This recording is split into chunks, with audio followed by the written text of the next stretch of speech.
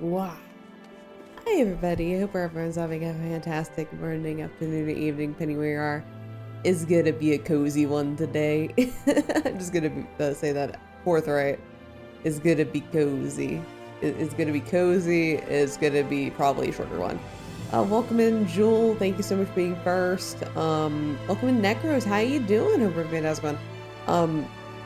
So yeah, usually I'm not streaming on this channel on Wednesdays, but today the weekly collab got canceled, so I'm here because it's my thing where it's like if I ever have a collab and it gets canceled for whatever reason, I go here and play Final Fantasy because in my brain I'm just like, you know, instead of taking a break for the night, you could be playing Final Fantasy instead. Because, you know, Dawn Trail's really close now. So we're gonna be doing a little bit of a 5.3 today. Not sure how far we'll get into it. If I like reach a stopping point where I think it's like a good if I think it's like a good place to stop for the night, then I'll just do it. We're just gonna go until I feel done with the night, basically. Sorry I killed Matcha. It's fine. Just make sure he's not permanently dead. You know, it's only a temporary death. Like, they're gonna get better, right? But yeah, so speaking of the matcha collab, don't worry, they'll come back. Okay, cool. Speaking of the matcha collab, today Little Goody Two-Shoe just went on sale, so I bought it for myself because I haven't bought it myself. So I got it for myself and for 1010 because 1010 keeps on saying like, oh man, Little Goody Two-Shoes sounds so good, and I'm like, the second it goes on sale, I'm buying it for myself and for you, and then I fucking did it today. He has no excuse anymore. But it's on sale, so if you want to enjoy it for yourself, like I've been loving it whenever I'm playing with matcha, so it's gonna be cool. It's gonna be a good time. It's gonna be a good time. I almost killed him again. True. Yeah, you gotta make sure that you have your resurrection, whatever it is. But like honestly, I did consider taking off for tonight, but tomorrow I'm actually taking a day off of like streaming. Like it's like Thursday, I have nothing planned. I'm not gonna be streaming at all. Like I'm gonna be like doing adult things like laundry tomorrow. So today is like a Final Fantasy. Yeah, hope everyone's having a good week so far. I've been having like a really weird one. Like, yeah, adult things. I've been having a really weird one because like both me and Etched have like this weird like I wouldn't call it a cold. That's the thing. Like I wouldn't call it a cold because we aren't stuffed up or anything. Like our sinuses are okay, and like the usual like coughing and sneezing, like it like we're not having that, but like we're just having headaches and brain fog recently, so we're not sure what's going on. But I basically just had a ton of I just had a ton of water, a ton of Gatorade, and I have been like taking care of myself extra well today to make sure that like I don't feel like this for a while. but because like we're feeling the same thing, we know it's like not like a, I don't know, a personal thing. It's like oh, we both have something. We just don't know what it is, but we have something. But I'm feeling a little better now. Like I was feeling really rough in the morning, but like as the day went on, as I like, you know, drinking a ton of water, getting some Gatorade in my system, it was really helping. And also I like just took some headache meds, like a little bit before stream, so that's good. And I'm also ate a full dinner, so you know, every little thing helps. Like like whenever I'm feeling a little bit off, it's just like, okay, here's the checklist. Did I eat? Did I drink water? Did I sleep? That's always a no. But so I'm going to go to bed a little bit earlier tonight to make sure I check off the whole sleeping thing, because that might also be causing it, like lack of sleep. That's a thing that could happen. But I've been checking off everything else from the box, so I'm feeling a little better now. Just like, you know, putting self-care into overdrive and stuff. but one cool thing, I do want to talk about this for a little bit, but one cool thing, like, it's been a while since I've done like a non-VTuber related project for myself. So I'm doing like a really personal project thing now. I'm not done with it yet, but basically, I used to like do a lot of collaborative writing. Let's just say collaborative writing, like many years ago on the internet. And sometimes I go back and read it, so like for memories and stuff. Like I don't think, because sometimes it's a little weird when you look back at your like at writing from like years past. So, oh my god, hi Matcha, I thought Jula killed you. Yeah, so like, so I'm getting back on my train of thought. Said they'd come back. Oh, you weren't lying, you weren't lying, they did come back. But so sometimes when you look back on your like old writing, it's kind of cringe where you're just like, oh, I didn't know how to write a story. And I like some of this, like whenever I look back on it, sometimes it is like a little bit of like, ooh, oh, that's a little, or like, ooh, that's a little cringe. So sometimes it's like that, but like mostly I have really positive memories of the collaborative writing I used to do. So like today, I was just kind of going back and I was like, oh, I feel like reading some of my old stuff. Like, let's just like look back on that, look back on the memories, like have a good like chill day. You know, I'm feeling a little off. Might as well like have that. Sounds natural. Yeah. Let's just say like you think that you know everything that's going on, or you think that you have reached your peak. You have never reached your peak. Even stuff I'm saying like right now, like 10 years from now, I'm gonna look back and be like, wow, Nerd, why'd you say that? That's cringe.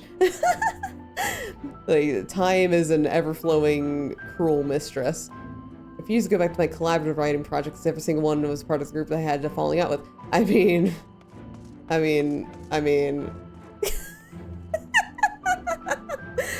Let's just say I'm not looking back at all of the writing, Jewel. Let's just say I'm just looking back at the memories that I like. I'm not looking back at all of it. I'm being selective. You know, collaborative writing was rife with not good things, let's just say, if we're talking about the same kind of collaborative writing, you know? So, but today I was like looking back on it and I was like, some of the stuff's in like Google Docs. My selection is none because they're all like that for me. Oh no, oh no. So I was looking back at it. Some of them are in Google Docs, and I kind of had the thought of like, oh yeah, Google's starting to delete old accounts now that I haven't been logged in for a while. And then just like this fear gripped me, where I just thought, there's going to be a day where I go back and try and look at my old writing, it's going to be gone. So what I'm doing now is I am compiling everything into a Word document right now, just so I have like everything like neatly organized together. So everything's being like, I'm like pulling out all the stops. I'm using headings. I'm like organizing it. I'm like using a table of contents. It is going to be highly organized. It's already really organized. So I'm putting together like a really big Google document, and I'm going to print it all. Just because, I don't know, it is an important, these memories are very like, I always look back on them and I will be very sad when they're gone. And I would just like to have something physical that I can refer to rather than having like, because like obviously I'm going to have the Word document like saved. So I'm going to have a digital copy regardless. But having a physical copy is like, I don't know. Because like, as an example, let's just say like water gets on something. So if water gets on my computer's dead. There is a very high possibility that I will not be able to access my files again. And if water gets on a book, you can work with that. Like, you think that water could like destroy a book, like you can actually save that shit. Like you just like dry it out, it'll just be a little wavy, that's it. So I really want to get a physical copy. Salem voice chat just said I miss Nerve since they didn't want to get spoiled. I'm not even playing right now, I'm just talking about RP. but yeah, so I am like going through everything. Like right now I am basically just getting like I'm just getting like basic stuff. So I have it, okay. This is how much I wrote back in the day. Keep in mind, I am formatting this in like an A5 format. So just because I know it's going to be in, I want to make it an A5 size book. So I'm just already like pre-formatting it in Word and an A5 format. So like the pages are going to be smaller. The pages are smaller so it doesn't hold as much text as a normal document would. But I'm only on world building.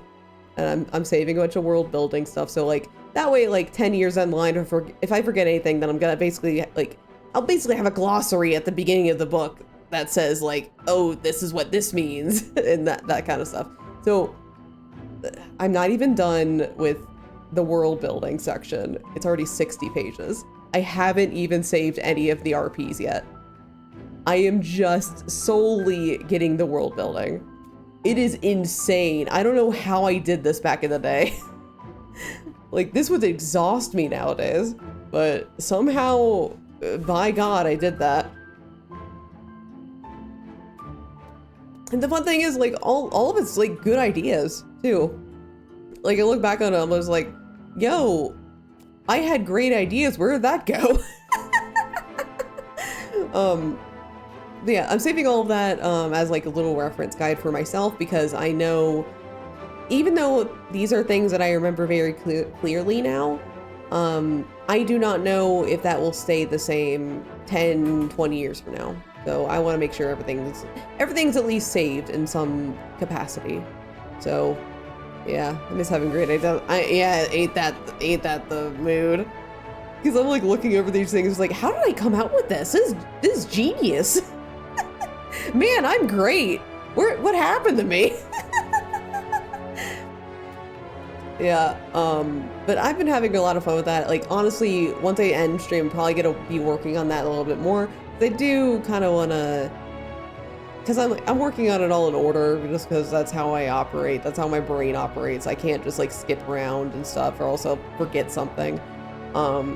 So once I'm aiming to get the glossary done, so that way I can immediately just start copy pasting the actual like good stuff that I want to save, that is like actually in danger of being deleted by Google or something. But that's like a cool thing I'm doing. But since it's already 60 pages, I'm a little afraid of how much the book's gonna cost to print, because oh boy. Actually, for my old ideas, there's very little I'd actually keep, so maybe I didn't have many good ideas. Here's the thing, okay, here's the thing, like, I didn't think I would save as much as I am. So, like, I'm just, like, pulling up just general, like, prompts and ideas that I had, and I'm just like, okay, I'm just gonna pick my favorites, like, I'm not gonna save much, it's just gonna be the cool ones that I find. But I keep looking and I keep finding really cool ideas. And I'm just like, God damn it. Why was I so good? You know, books cost money, you know. It's gonna be bad. But, like, it's a good thing I'm not planning on printing it till like the summer or something, because I'm not gonna have the money to print it until after off guy. The thing is, like, I looked on like a printing service. Salem misses Nerve stream. I know, I'm sorry. I'm sorry, Salem. I just kind of played myself in the corner by neglecting Stormblood for a long time. It's literally, like, the reason why I'm playing so much Final Fantasy now is because they know like, the reason why I'm in this situation to begin with is because I didn't want to play Stormblood. So I threw Final Fantasy streams, like, to the side for a long time, because I was like, man, I don't want to play Stormblood. I just wait for later. I don't have to do that right now. Look at me right now. I should have played Stormblood. Now I'm here in endless Final Fantasy until I fucking finish Endwalker, which thankfully we are on our way. I should probably get started today. I need to stop talking about my collaborative writing and get back to it. But last time I streamed, we just finished 5.2. So we are like starting at 5.3. It's cooled out. Like, cool. Like, okay, as a little consolation prize, if I am far enough in Endwalker, I might be doing something cool on my birthday. But if not, I'll be playing Final Fantasy on my birthday. Salem made the step. That is the best part. Salem made it to the best part of Stormblood. Please enjoy that. Yippee. Okay. I do have an idea of what I want to do for my birthday, but I'm also like, in the back of my mind, I'm also like, yo. Because I take off work every year for my birthday, so I have the whole day to myself. And I am planning on streaming that whole day. Like, I think, when's my birthday this year? Is it like, what day is it? Because I think I have a collab that day. Oh no, actually, it's on a Thursday. It's on a Thursday this year, so it's no conflict with anything. So I do have off the whole day, so I'm planning on doing I'm doing something. I don't know. I haven't figured out what. Like, I have an idea, but it all depends on, like, if I get it done in time, and if not, it'll be later. I think my birthday isn't for a while yet, so I don't have to think about what to do for it. I know. Sucks. Hey, I do have your birthday on my calendar. Yeah. Yeah, guys, I'm gonna be in less than a month, guys. Less than a month, I'm gonna turn 30. And I'm probably gonna be playing Final Fantasy. Anyway, let's talk to this guy.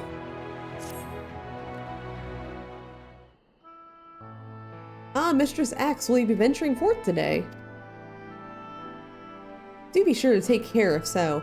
Though they say the star shower is harmless, one can never be too careful. Is where I point and yell or something. I mean, you can do that.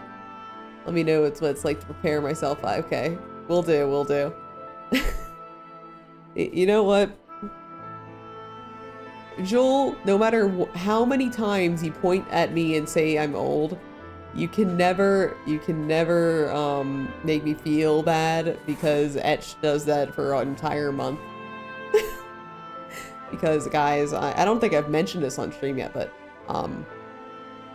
Etch is 1 month older than me, and I mean, I am 1 month older than Etch. So every year, he reminds me that I am older than him for a month.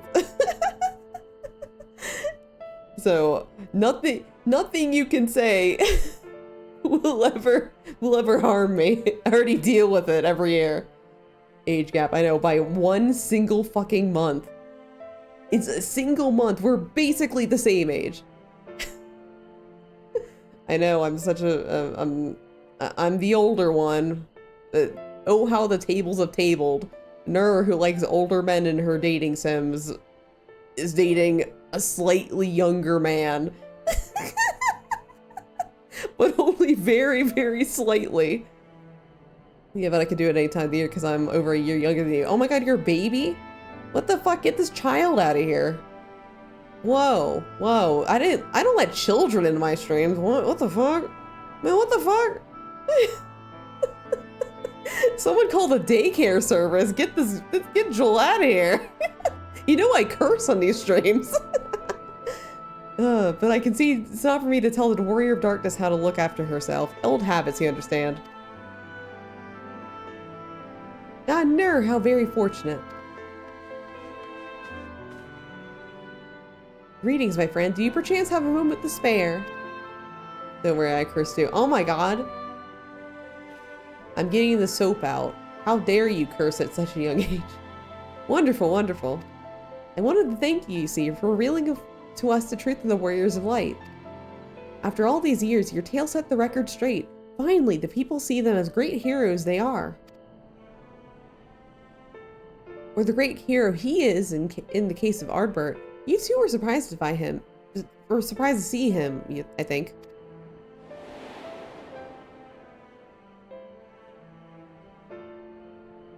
at the time, I was not certain what to make of it all.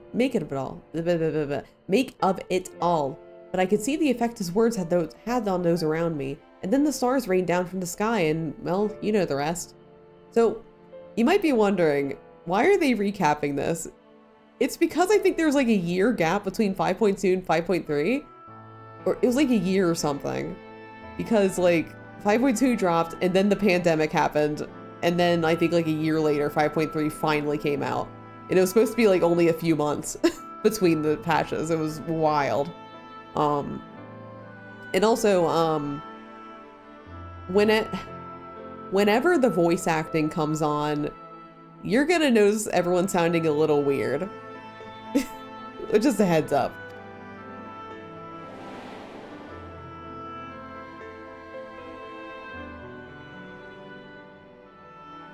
When the commotion died down, you were nowhere to be seen, but I was determined to express my gratitude, and so here I am.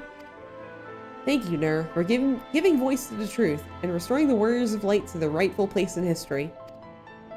Should you, perhaps, wish to have your account of these matters committed to writing, I would be more than willing to serve as your scribe. Indeed, if there's anything I can do to help, anything at all, you need only say the word.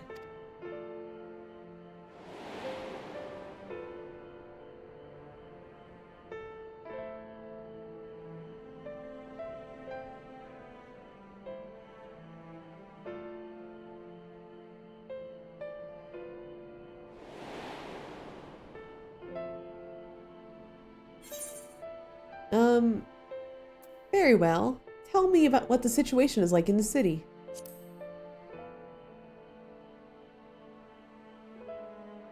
Situation in the city? Do you mean the people's awakening as warriors of light? Well, while questions remain about the circumstances surrounding Ardbert's return, history tells us that what took place may not entirely be unprecedented. But to understand what that requires an understanding of Warriors of Light in a broader, Vrandic context. If it pleases you, I would be glad to provide an overview. I flatter myself that it may grant you a better grasp of what is occurring not only in the Crystarium, but the world at large. Excellent. I shall return to the cabinet at once and look up the relevant texts. Pray join me at your earliest convenience.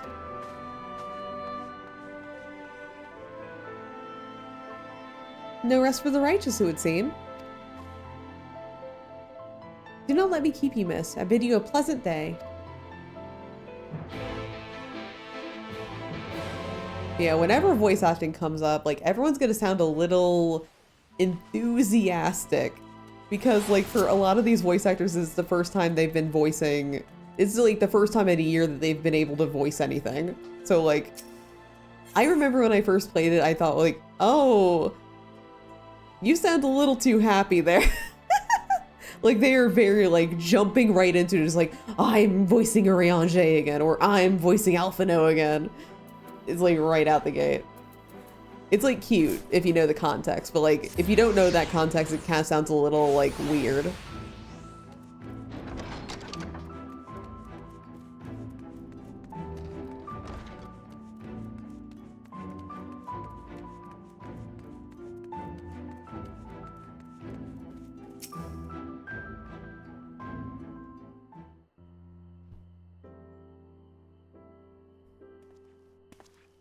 Ah, Nur, excellent timing. I have but this moment finished gathering the materials for our lesson.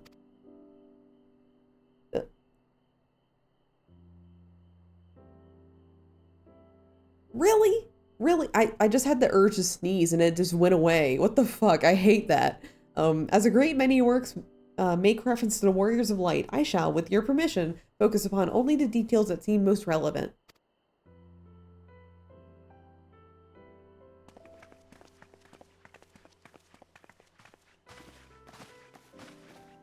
Warriors of Light, you say?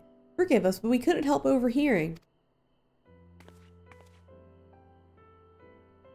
We've been out keeping watch over the Crystarium, but it appears to be business as usual.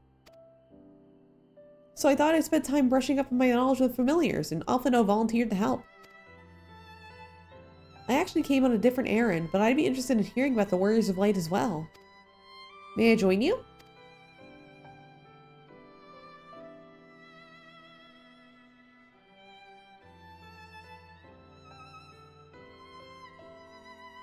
Of course, the more the merrier. If you would care to find a table below, I shall be down with the books in a moment.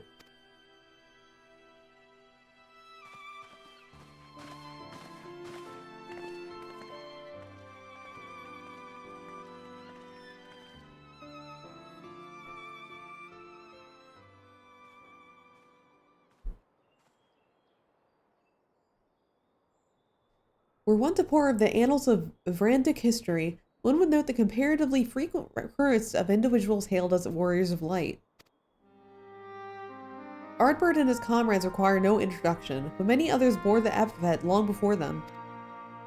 To name but a few, there is Totherwell, legendary first king of Lakeland, Rodfert and Solard, the fabled Dron and Galdent duo of Robert.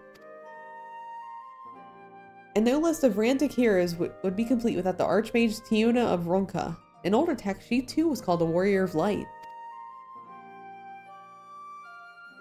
It did surprise me how ready the people were to forget about the negative associations with the title, but it makes sense that it's been around for centuries. Verily, in ages past it was simply a synonym for hero. In the wake of the flood, however, light came to be regarded with fear, the title used not to exalt but to revile.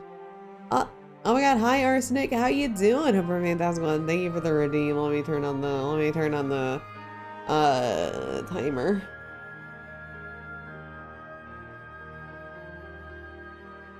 Ugh. 3, 2, 1, let's go, Cabal. How you doing, Cabal?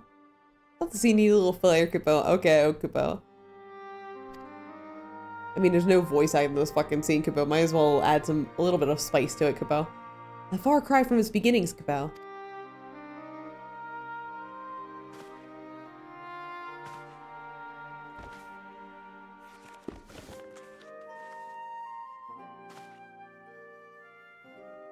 Oh, Cabal. This, my friends, is Norvrun's oldest epic, Cabal. The original tale of the struggle between good and evil, Cabal. In a time when all lay shrouded in darkness, a prophesized hero rose to deliver the world from its doom, Cabal. Fighting in the name of the light, the hero styled itself as its foot soldier, Cabal, and thus did he come to be known as the Warrior of Light, Cabal. Curiously, in the centuries that followed, other heroes appeared who claimed the self-same epithet, Cabal, despite sharing no discernible connection with their predecessors, Cabal. I like that art, Cabal. And in time, the Warrior of Light came to be a name accorded to all men and women of uncommon skill and valor, Cabal.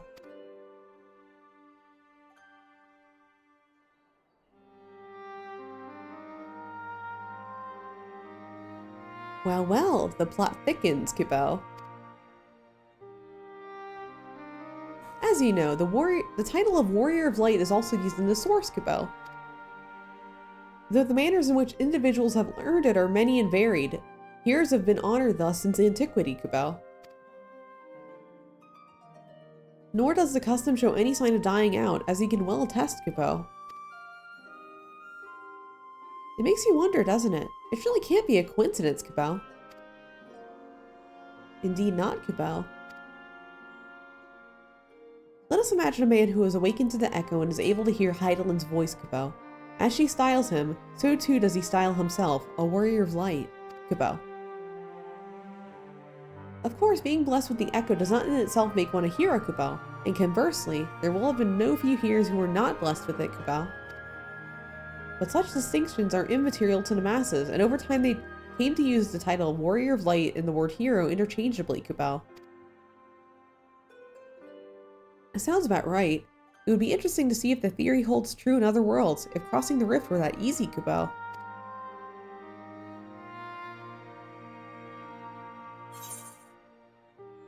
Heidelin did call me a warrior of light, Cabal.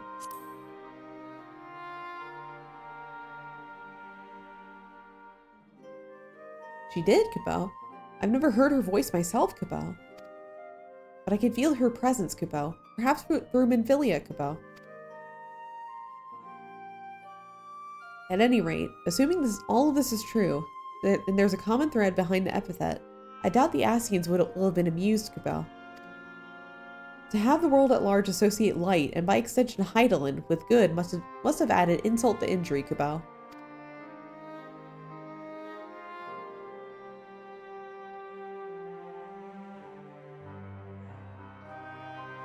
Ahem, Cabal. While this discussion is undeniably fascinating, I wonder, should I be privy to it, Cabal? Mayhap it would be better if I excused myself, Cabal? Oh, no need for that, my friend Cabal. Pray accept our apologies, Cabal. Your lesson on the Warriors of Light has given us much to ponder, Cabal. Oh, did someone say Warriors of Light, Cabal? Wah, Cabal.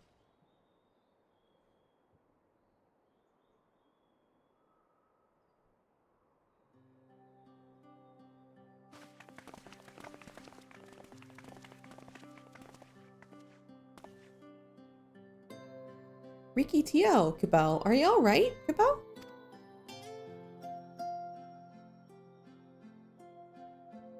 Ah, my precious tomes, Cabal.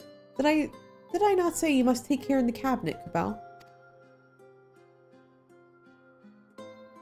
She's so cute, Cabal. You too, Akari. Airwell, Cabal? We're sorry, Master Rowan, Cabal. Aren't you, Cabal? The Warrior of Darkness, Cabal.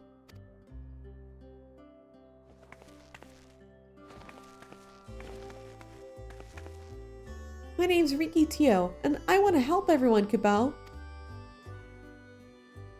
Please, tell me what I have to do to be a hero, to be a Warrior of Light, Cabal. Oh. I'm free. Thank you for the redeem.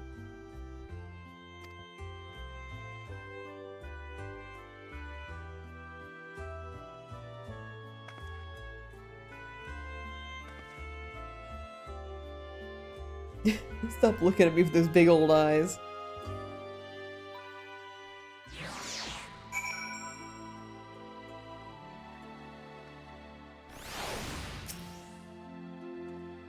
So I want to be a Warrior of Light, but not the one that fights with a sword and all that. No, I want to be the kind that fights with potions and heals people, an apothecary. And I'm going to help everyone in the Crystarium. No, in all of Norvrent. When I told Akil and Irwin of this, they said that the cabinet should have lots of tomes about potions. But this place is big, and we don't have the faintest idea where to begin searching. At this rate, I'm not going to get anywhere. If one knew where to look, one should indeed be able to find treaties on potions here. Even so, I fear they may prove a little difficult for one so young, but Esteemed Warrior of Darkness, perhaps he could accompany young Riki Tio to Spagirix? Rather than through tombs, I believe she stands to learn more by observing the Kyurgens at their work. Sounds like a plan. It seems we finished here, so we'll come with you. Last one, this Spagirix is a rotten egg.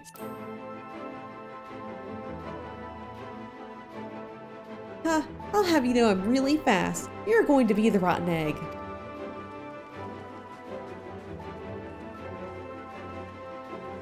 No, I don't want to be a rotten egg. I'll get there before those kids. I have the longer legs. Let's see.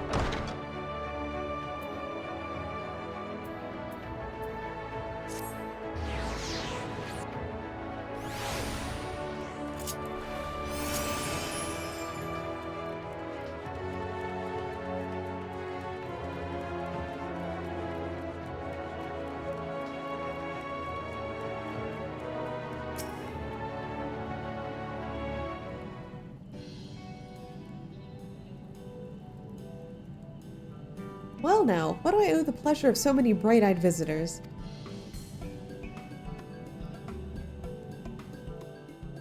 Is that the way of it, sweetie? You wish to learn about medicine? That's right. I want to become a warrior of light who uses potions to help people all over the world. Well, that is a very noble endeavor, and you aren't alone in it. No few at our infirmary yearn to venture forth as warriors of light. But ultimately, they've all decided not to pursue that dream. Huh? Why? Because the people need them too, sweetie. The guards who place themselves in harm's way to keep us safe. The artisans who toil tirelessly that we might sustain our way of life. The younglings like you who are the future of the Crystarium. They couldn't simply abandon them, you see, and so difficult though it was, they made a decision to remain. Then, does that mean my dream isn't any good? Oh, sweetie, yours is a wonderful dream. It would be my pleasure to help you pursue it. If we all work hard, the day will come where our Kyriurgeons may set forth and aid folk in every corner of the realm.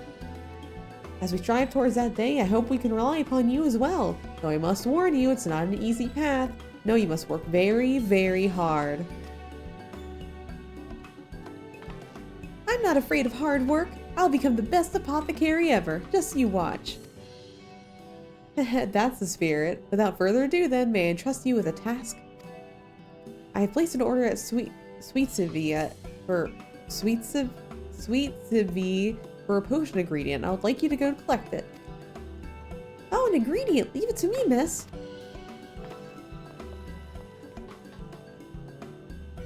Nice, such an abundance of energy. I can't help but wonder if she'll be alright by herself. My apologies, but would you mind accompanying them? When you arrive at FFXIV, speak with the woman named Grisine, and she'll put you in the right direction. I shall join you. As the one who suggested this course to Riki Tio, I would assist in her first steps.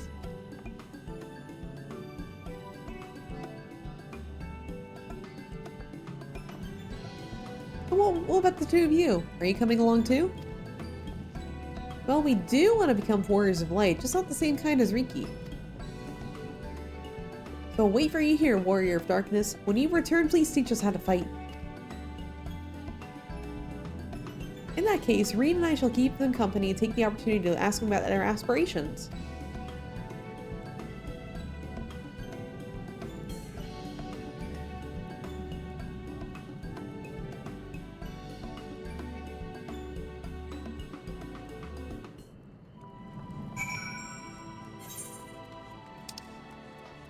Alright, we go here.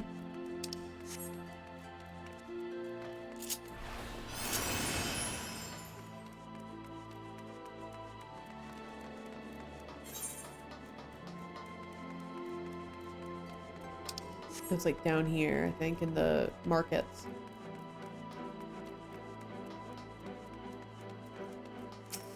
What's this one for? Oh, that starts Eden, never mind. I forgot that that's like the Eden quest. We're not doing Eden. You can't make me. No way, it's outside, isn't it? Shit.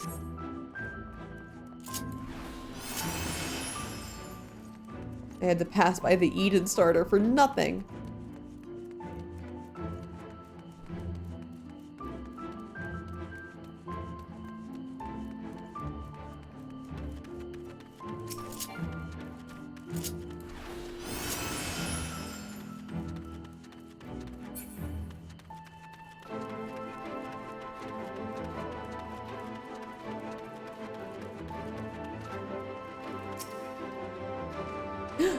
If it isn't the Warrior of Darkness herself, may I assume that you're with Master Alpha now? Right, lest you wonder, Tisamile's orders into grapes is for grapes. As busy as we've been as of late, however, I regret to say we didn't have the time to harvest them. So it was with apologies I asked Master Alphino and his young companion to help themselves to the fruits and the vines. Perhaps he could lend them a hand. It's the undersized grapes you'll want to pick. They're too small for normal consumption, but suitable for making wine and medicine. Alright, let's grab some grapes.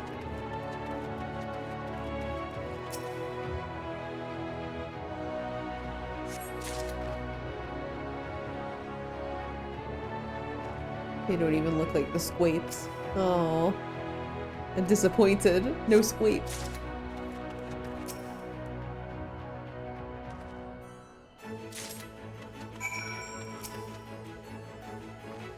Oh, you're here too? Picking little grapes is quite fun.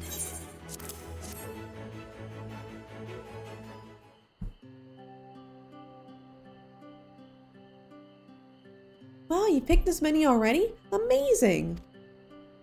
You're the warrior of Squapes. I dare say we have enough between us. Shall we take them back to Chisimile? Can't wait to see what she's going to do with them. Tell me, Riki, what made you want to become an apothecary and warrior of light? Why? Well, a while ago I fell sick. Really sick. My body was burning up and I felt so weak I couldn't even get out of bed. Then a traveling apothecary came and gave me a potion to drink. It was the foulest thing I'd ever tasted, but it made me get better. She was so brave. The apothecary, I mean. I went around taking care of people, even when it was dangerous. I decided I wanted to help people just like her. So I started brewing potions out of grass and giving them to my friends. I didn't really know what I was doing or if there was anything else I could do. Then not long ago, a neighbor told me he was going to become a warrior of light and go traveling the world, helping people. And I thought, that's the same as I want to do. I see. Out of curiosity, what did your neighbor do in the end? Baylor? I haven't seen him for a bit, so he must be out there looking for people to help. Baylor? One of the guards awakened by the star shower.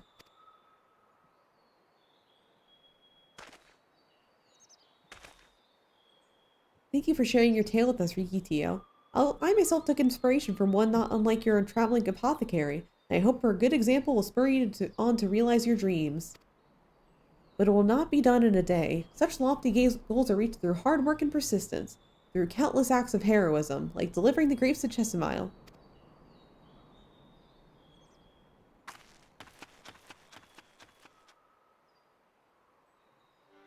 It would seem that I've been laboring under a misapprehension.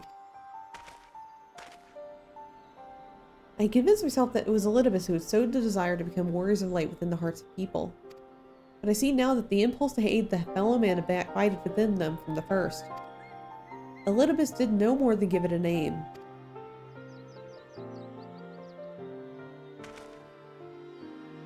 As he so kindly proclaimed, we must return to our own world ere long. With the Exarch laboring tirelessly, I doubt not that a way will be found.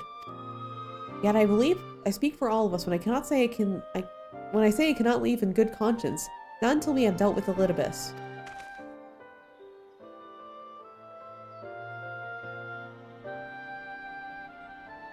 This is no longer a strange and distant land, after all. Norvrant has become a home to us. Her people are our own.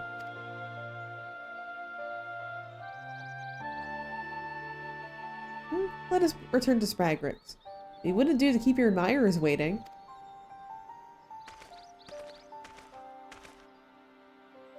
Huh.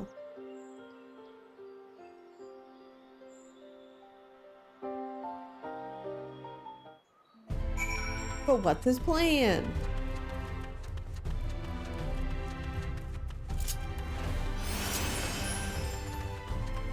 Why would an Ascian need warriors of light? It makes no dang sense.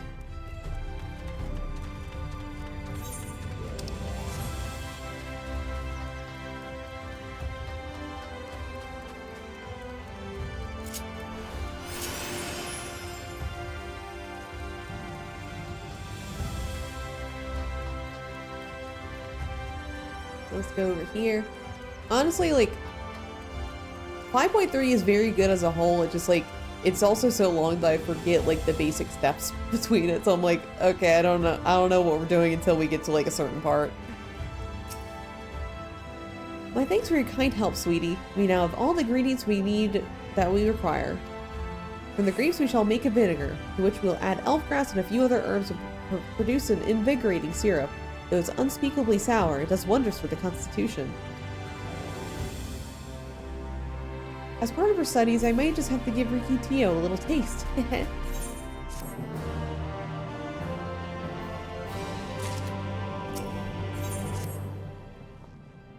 Warrior of Darkness, if you finish helping Riki, won't you show us some fighting? Not play fighting, honest to God's fighting.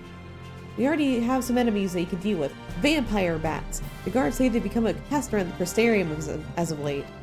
We tried to sneak outside to hunt them, but the guards caught us and sent us home. But they shouldn't mind you if you're going fighting and we were watching. The children told us much when you were away, and in preparation, Chesimile kindly furnished us with some lures for the bats.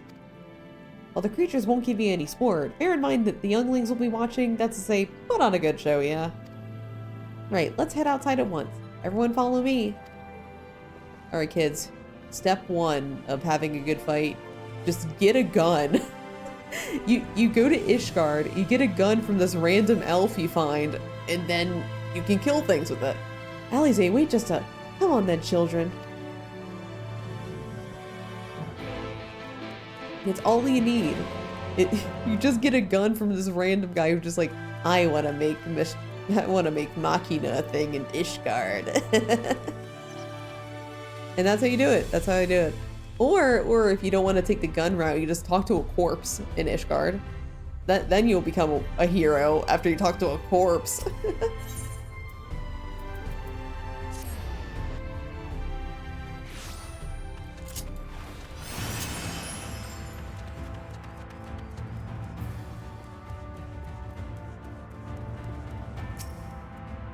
Everyone's here, good. Let's get started, shall we? As their name suggests, vampire bats feed on blood, and originally being nocturnal creatures, they've grown more active with the return of night and become a nuisance. To draw them out, we'll use Chesimile's lures, which will work by exploiting their heat-seeking behavior. The bats are wont to rest under the eaves. They are likely to attract more if you place the lures near buildings. Here I have 6 lures, 3 for each you and me. As proof of a successful kill, I want you to gather up their fangs. Whoever collects the most is the winner. Oh, you're hunting too? Yes, well, there's nothing like friendly competition to bring out the best in Ner. Anyway, while we hunt the bats, you two are to stay with Reen. He's really strong too and will keep you safe.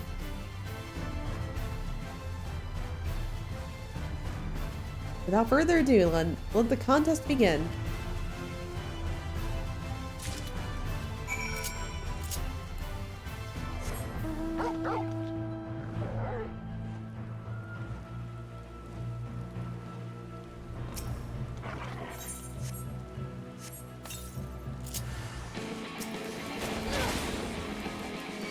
Oh, there's like just like the it's just like the Stormblood quest where you're like competing with Kian to fight the bats. Like I guess you should go to like further away places, because I think the further away you go, the more bats you find. I want to win. I won against Kian. I can win against Alize.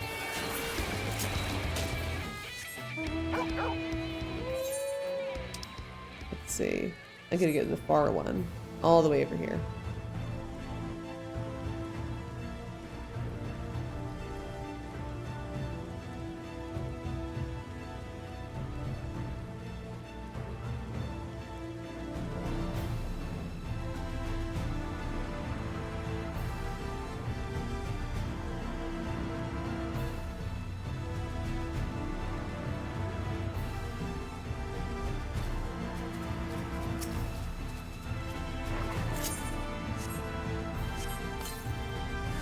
There we go, 3 of them.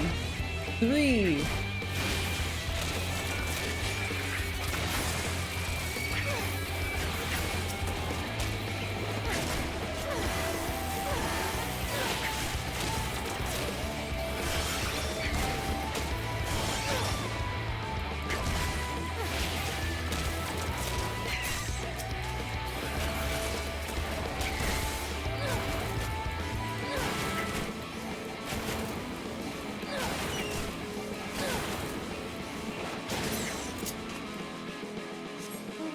I'll go up here to the furthest one on the north end.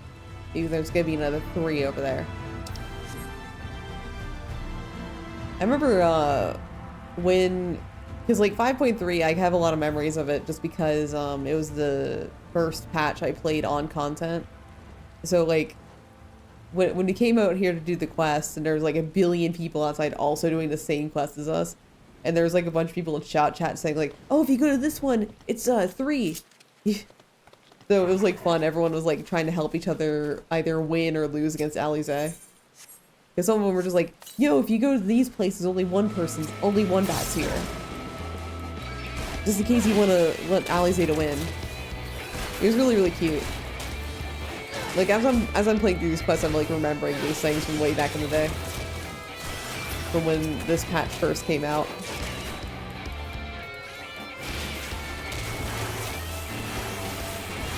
This was only 2 bats, though. Uh-oh.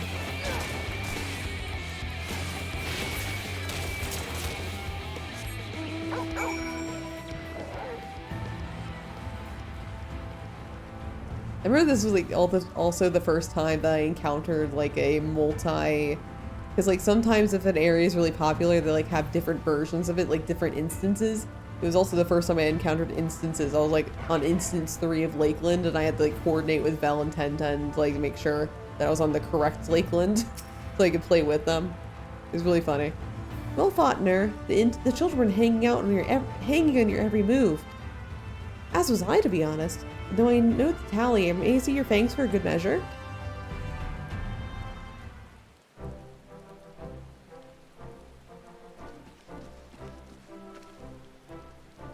Apologies for the wait. My fangs, not a bad haul even if I do say so myself.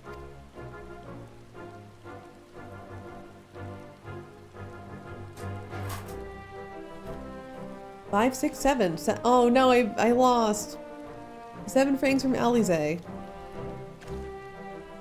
Which means the victory goes to Alize. Ner collected 6. No! Ha! I did it! I bested Ner.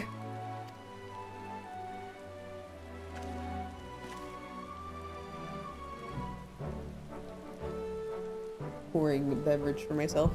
Another goddamn life. You didn't even try, did you? I tried so hard. I didn't remember that was a contest until I was fighting the first one. And there I was taking it seriously. Spare me your pity next time, will ya? I wasn't trying to pity you, Alize. I was just looking for bats. So, children, now you've seen the Warrior of Darkness in action, what are your impressions? She's incredible, miss. The bats were down before they knew it. Our guards are strong, but the Warrior of Darkness is much, much stronger. We want to be like her. Good. If you're looking for an example to emulate, you might as well pick the best. I want you to remember how you felt when you watched Ner and train hard. Keep at it for long enough and you'll be strong too.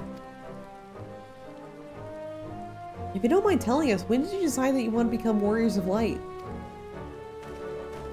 Well, we were listening with everyone when Ardbert appeared, but I've wanted to be strong ever since before I came to the Crusarium. The Sin Eaters killed my family and sister, see? I promised myself I'd learn how to protect people one day. Like Ardbert said, this is our home. We're the ones who have to protect it. We're the ones who have to rise up as new Warriors of Light. What about you, Arkil? Me? To be honest, I'm still not sure what I want to do. But if my friends were in trouble, I knew that I would want to help them. And I want to go on adventures with them, see the world together. That's a wonderful goal. You really think so? It's hard to explain, but something I felt when I saw the star shower the other day. It felt as though there's something I'd lost that I had to go out there and find it.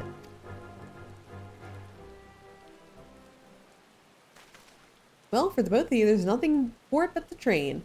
When we return to the city, I'll teach you some exercises you can do by yourselves.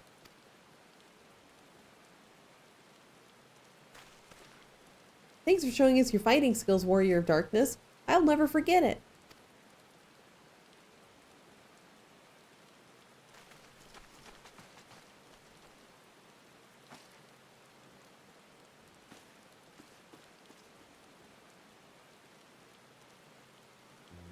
I understand how Arkil feels. The star shower didn't awaken me to Heidelin's voice, but that vision of the final days, of Amarat burning. It filled me with sadness to the very pit of my being. Things I once knew, people I once loved, promises I once made. I felt as though long-forgotten memories were dancing at the edges of my mind, but when I tried to focus on them, they simply faded away. An effect of having a fractured soul, I wouldn't doubt. But lest you worry, I'm perfectly happy to remain fractured and have no intention of donning an Asian mask. I just wish I knew what Elidibus was plotting. Ha! But look at this pair of incurable brooders. If we're going to stand around lost in thought, we might as well go do it back in the city, out of the rain. Rest assured, Reen and I will take the children from here. Their heads will be in the clouds after meeting you, but we'll see it so their feet remain firmly planted on the ground. Alize?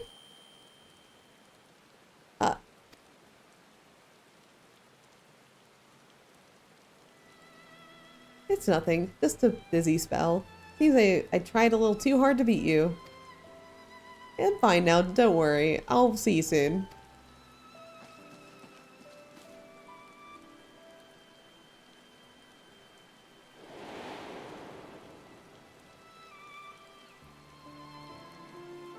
As you ponder Alize's words, you're taken by an urge to revisit the scene of that fateful meeting.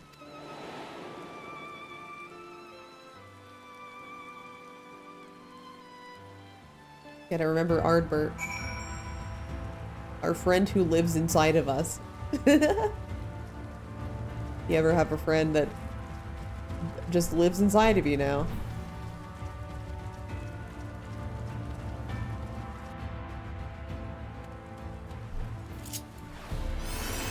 Wait, let's go all the way up there. I should try getting that sightseeing point on the way down. That's one of the tricky ones to get. I always like doing the sightseeing points in the towns just because you can't fly and cheat your way up there. You have to like plan for it and shit. Yeah. Okay. God damn it, I barely missed it. Shit.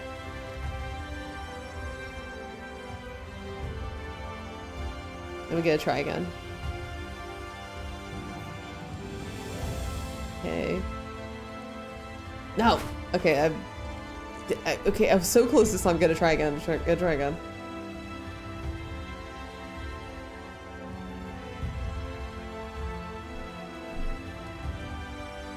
I think I went a little too much to the left. I think I would have gotten it if I just like stayed forward. Okay, that was just I was just being too eager there.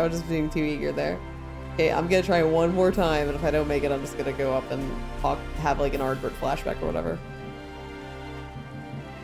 Okay.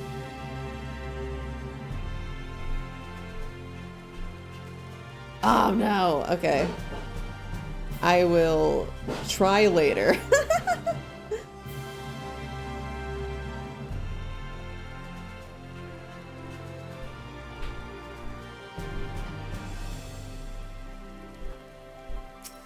Or not at all. I've already done this on my main. I don't actually have to do this anymore. Sightseeing points are early for EXP only.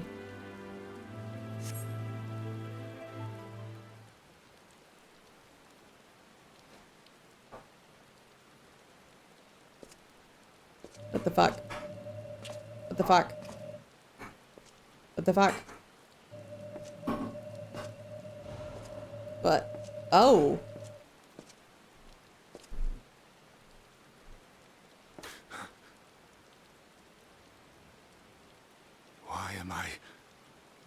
Was it you who called me here? No. I was just brooding. Why are you here?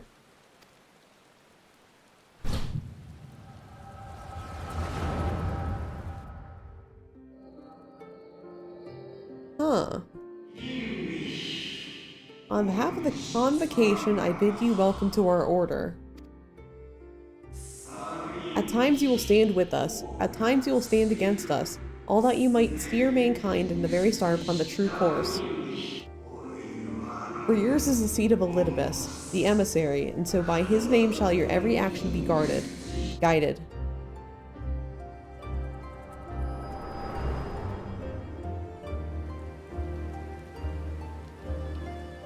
So you peered into my memories. No matter. You will have found little of import. But I see you intended to summon me here no more than I intended to come. The fault is mine. Such is the burden of hope.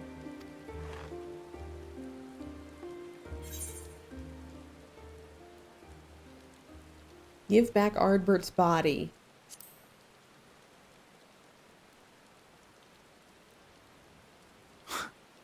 What fool would relinquish his weapon on the eve of battle? That which I do is no different from that which you have done so many times, Warrior of Darkness. I arm myself, I hone my skills, I make ready to vanquish my enemy. You. Okay. You who have murdered my brothers, who have taken their selfless labors in service to the one true world and turned them to ash. I see you for what you are. You are death, and only in death shall you serve any purpose. The Convocation charged me to steer mankind and the very star upon their true course. As Elidibus, it is my duty, and I shall see it done. I will strike you down. Destroy you body and soul. All else must wait.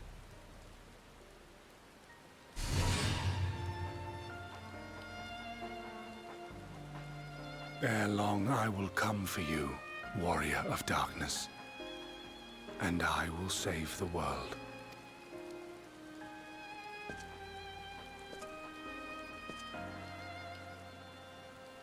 One last matter. I bore witness to your final struggle with Emet-Selch.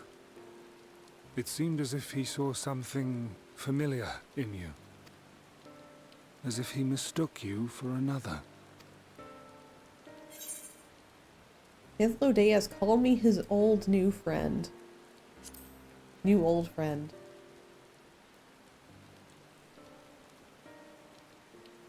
No. I recall not of whom he spoke. Mayhap I never knew you. Or mayhap it is another fragment lost. Ah, I wasn't aware you already had a guest. If the conversation is constructive, I shall not intrude. Oh. Graha, you're... But if you seek to stir up trouble, Elidibus, then I must insist you leave at once. Graha, why is your arm glowing, buddy? That wasn't crystal before.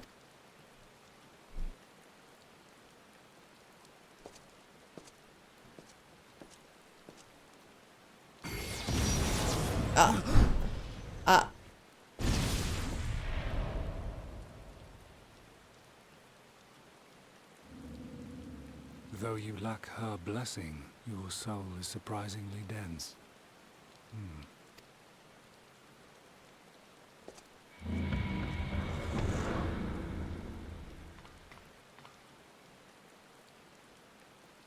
Worry not. I seem to be unharmed.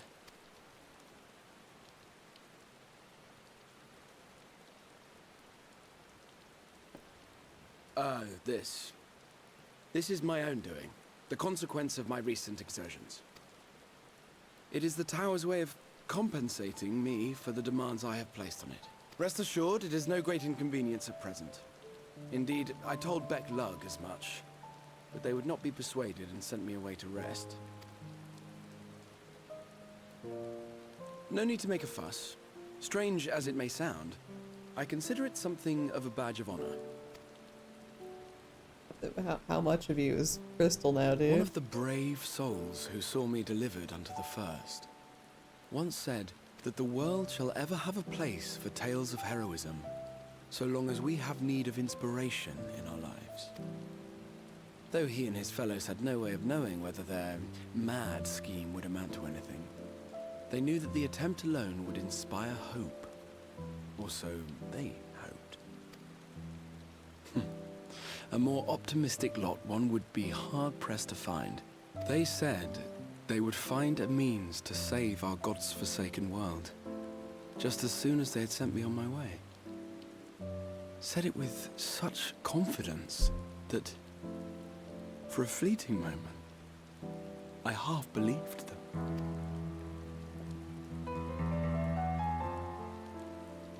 Such faith, such courage in the face of unrelenting despair.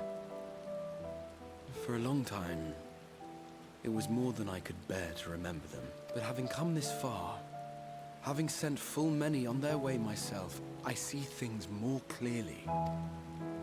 To take action is to hope. To believe, to choose to believe, is to take the first step towards a brighter future. And why do I tell you this? Because I want you to indulge me in a little recklessness. Needless to say, I have a plan. And when all is said and done, I will ask yet another favor of you.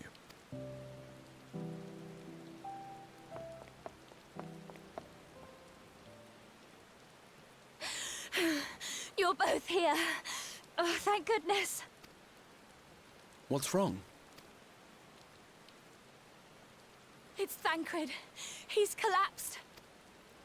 Thancred. Oh no. Did the death flag finally catch up to him? The fate seemed determined not to allow us a quiet moment. But come, let us have the details from Reen.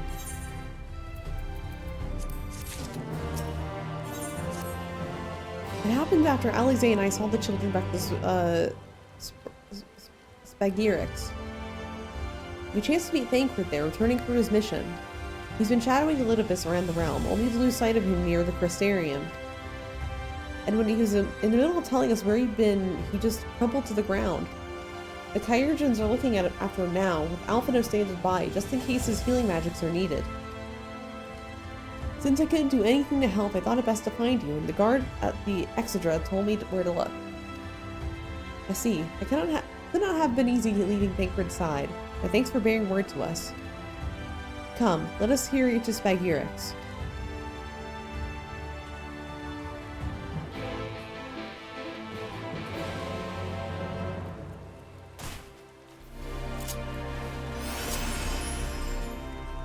Well, that's not good.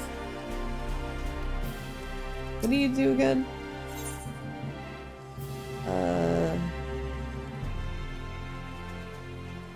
I forget what quest that is. I'm not gonna bother. I think it might be twinning, I think. Maybe. I'm not actually sure.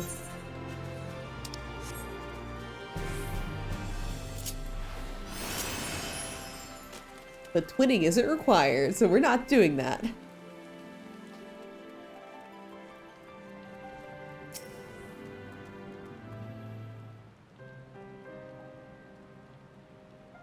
They dragged you here too, did they? My apologies. How do you feel? Embarrassed, but otherwise well enough. I won't be staying overnight. The episode was not the result of any injury I could find. Thancred's ether, however, did show signs of instability, and I did what I can to calm the fluctuations. All this happened without warning. Not exactly. You will doubtless recall the time Urianger nearly drowned and I gallantly went to his rescue. When his water-walking charm failed, he was tired, and you were when he got back. We were both spent, yes, on account of which you begged us to rest, which in retrospect may have been a good idea. And the fact is, I've been experiencing regular bouts of lightheadedness ever since, and there's no actual fainting until now.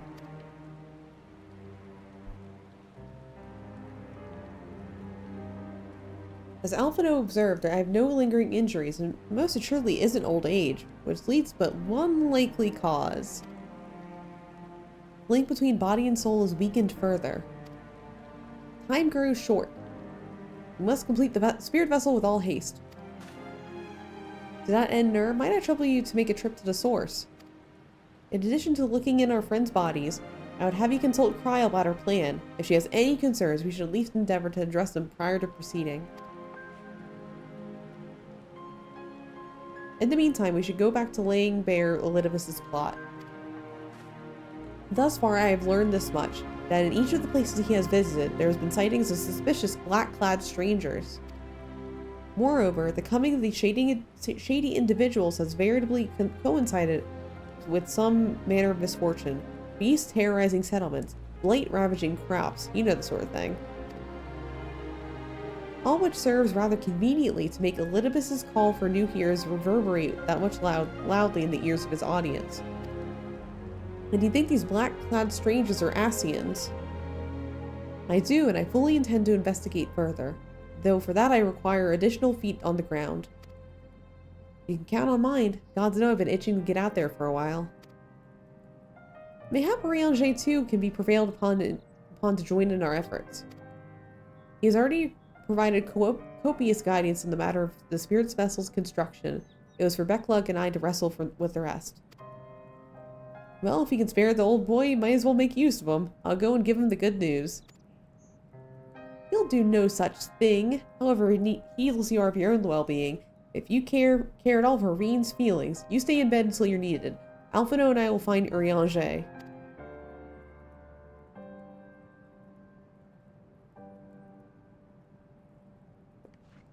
All being well, we have news to share by the time you return. Safe travels, Nair.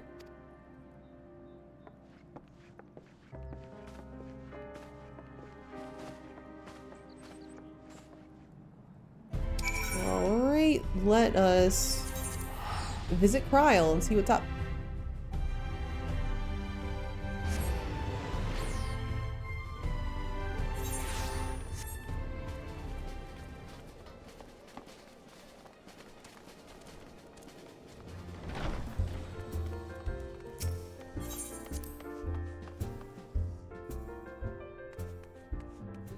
Hi, Tataru. Things are getting a little wacky.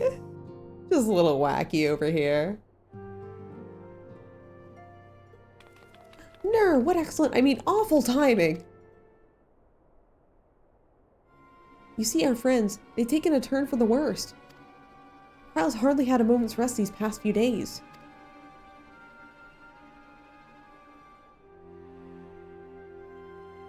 She didn't want anyone to worry, so we've been keeping it quiet. Oh, but listen to me, I call myself a receptionist, and I haven't even bothered to ask why you're here. So they think a spirit vessel will be ready soon, and they want to make sure there are no problems at this end. You better talk to Cryle. She's with the others at Dawn's Respite. Let's go and see her. Just prepare yourself, alright?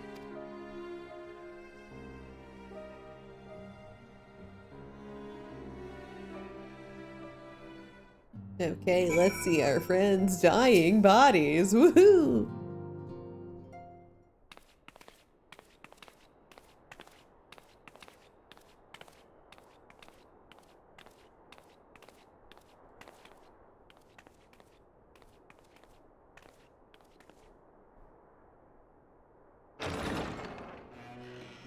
Excuse us.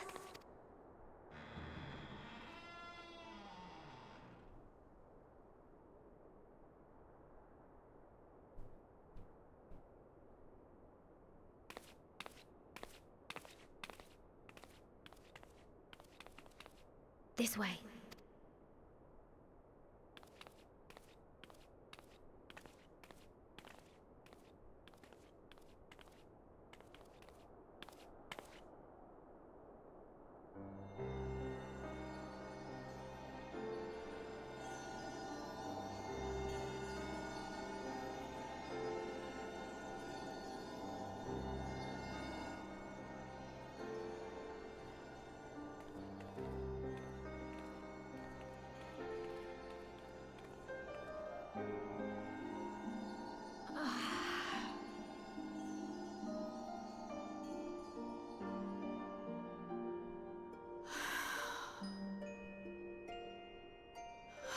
I would rather you hadn't seen this. I'm sorry. We have urgent tidings. No, I'm not angry with you. On the contrary, I know full well how hard everyone has been searching for a way to return home. And I had hoped to afford you the time you needed. But given our friend's present state, perhaps it was for the best that you came.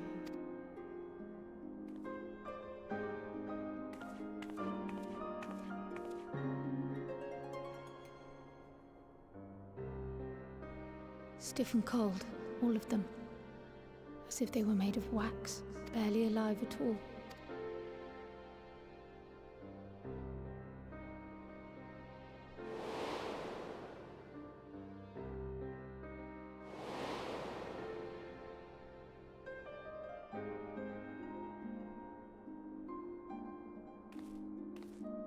And they had been doing so well. Save for occasional signs of etheric instability, they appeared to be in passable health. Then, quite without warning, things took a turn for the worse. A change for which even Master Matoya could offer no explanation. She could only remind me that the soul is yet an unknown frontier, and that much and more lies beyond our ken. But let's not lose heart just yet. At times like these, it is all the more important that we remain positive. Why? I but this moment succeeded in quelling a fluctuation in Thancred's ether. And while the others have weakened, they have remained relatively stable. I believe I may leave my post for a moment. Only for a moment, though. They might die at any time. So come, let me hear your tale outside.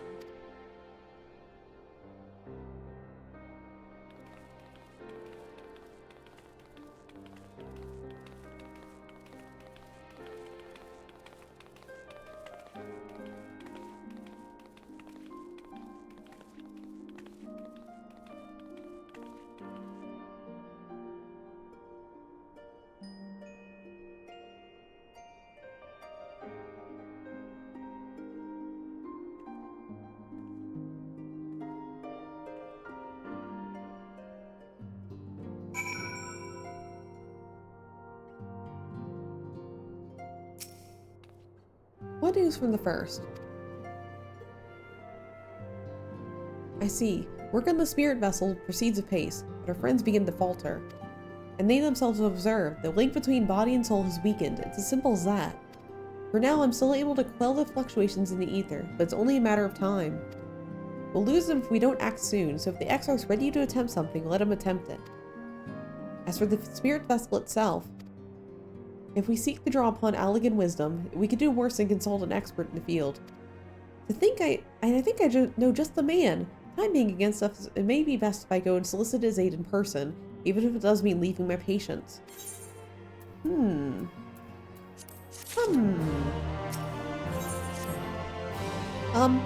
could you spare a moment? While Crowd goes to find this expert of hers, there's a gift I was hoping to send to our friends in the first, you see, and since we might be waiting a while, I wondered if you wouldn't mind giving me a hand in it? My first attempt turned out well, so now I'm gonna make it properly. I'll be at the kitchen of the House of Splendors. Meet me there. Well, I'd be better off too. I shall see you soon, either here or at the house, depending on how our patients fare in my absence.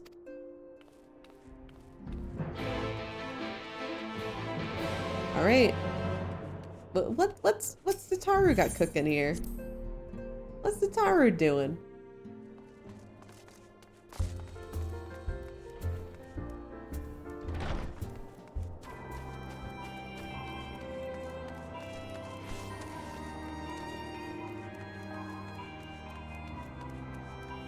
Oh wait, I can fly here. wait a minute, I can fly. I don't gotta walk around like a normal person. I can fly. There we are, Ner. As I'm sure you guessed it, the gift is a bit of home cooking. Unlike Kryl, I can't do much but help our friends directly. That doesn't mean I've been idle. No, I've been doing my best to order. My best for the order. Taking on this job to keep our coffers full. I've even helped out with the Ishgardian restoration. And in the course of all this, my culinary skills have come on quite a bit. So I thought, why not make something for our friends? It's baking in the oven even as we speak. Shouldn't be long now.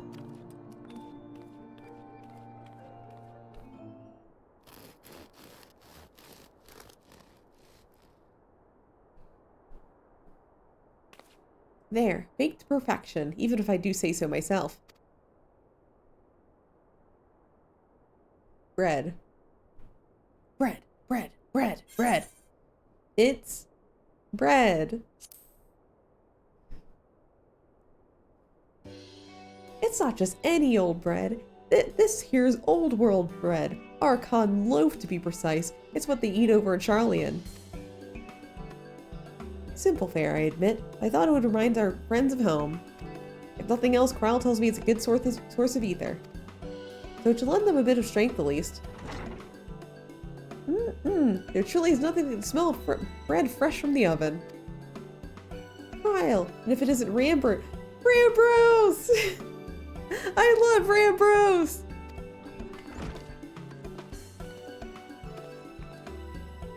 I trust you require no introductions either, No, Rambros is famous. I love him. Greetings, my friend. Full glad I am to see you well. I confess I have a long list of questions to ask you, but I will endeavor to contain my curiosity for the present. I understand our mutual friend is struggling with the application of certain elegant technologies. I've been keeping Rambros apprised of events in the First. Suffice it to say he knows about the Exarch. If anyone can provide insight on the matter, it's him and his fellow sons. Ahem. Loath as I am to disappoint you after a glowing endorsement.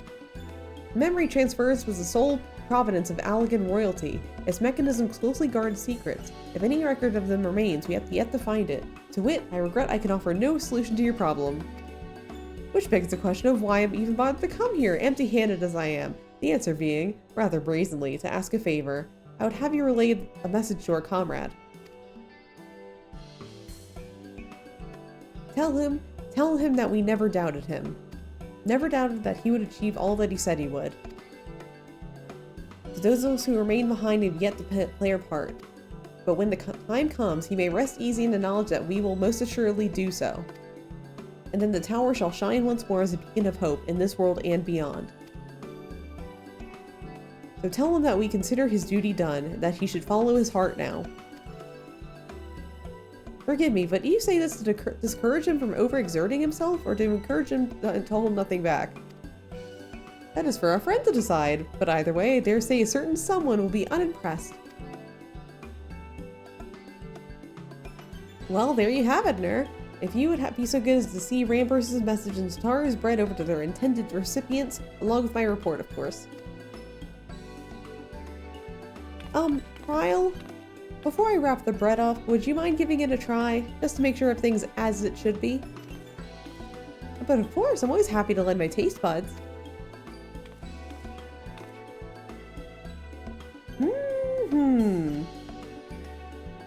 Excuse me, Rambros, as a fellow Charlian, may I trouble you for your opinion?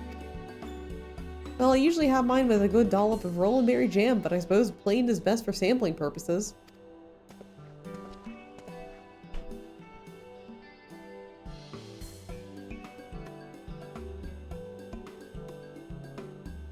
I see. Oh no, is it that bad? It is indeed, Tataru. Dense and unpleasant, exactly as it should be. Just so, the very taste of home. As you might expect, our countrymen have amassed a wealth of culinary wisdom from every corner of the world, but our native cuisine is, shall we say, a little lacking.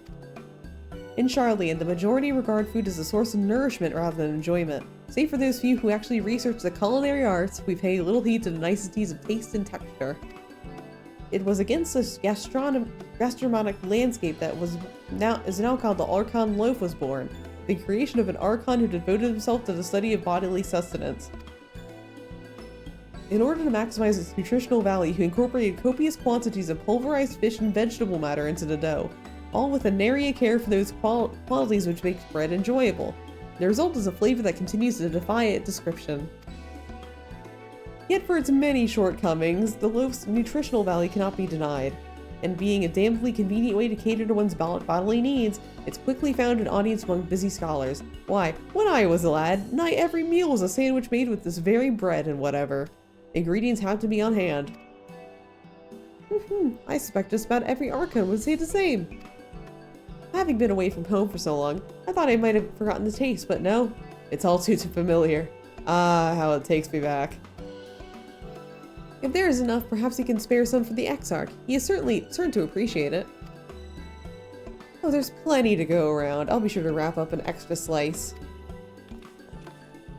Nur, when you deliver the loaf, please be sure to send everyone my regards. Tell them we're doing everything we can, and that we'll be praying for their safe return until the moment they get back.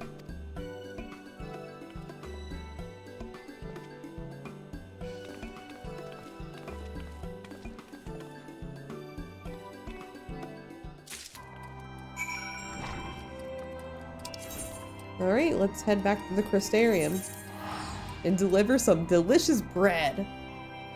Oh man, I'm kind of sad Soot wasn't here to see the Rambros appearance. Rambros is everyone's favorite character in Final Fantasy.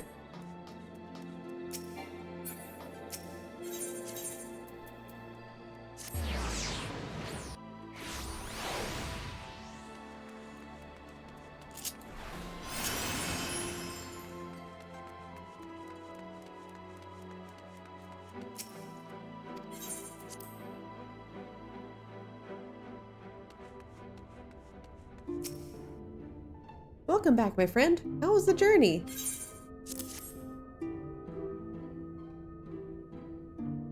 By the 12, Archon loaf. However did you come by this? I'd swear it had come straight from Charlian. Rambro said that, did he? Ah, his words are very nearly as heavy as the bread. I appreciate the sentiment. Should you have the chance, you may tell him that he needn't worry. That which I seek to do, I do of my own volition and with all my heart. In pursuing this path, I fully expect to earn the censure of our friends, and to deserve it, but I shall forge on regardless. Forge on as you did as you yourself did when faced with a similar predicament, so I ask that you have faith in me and what we do. But we are talking about your journey. Before the others arrive, I would hear how their bodies fare. Oh, and the bread I shall save for later. Though it has been many, many years, I have not forgotten the feast of mastication required to consume it, nor how unconductive they are for conversation.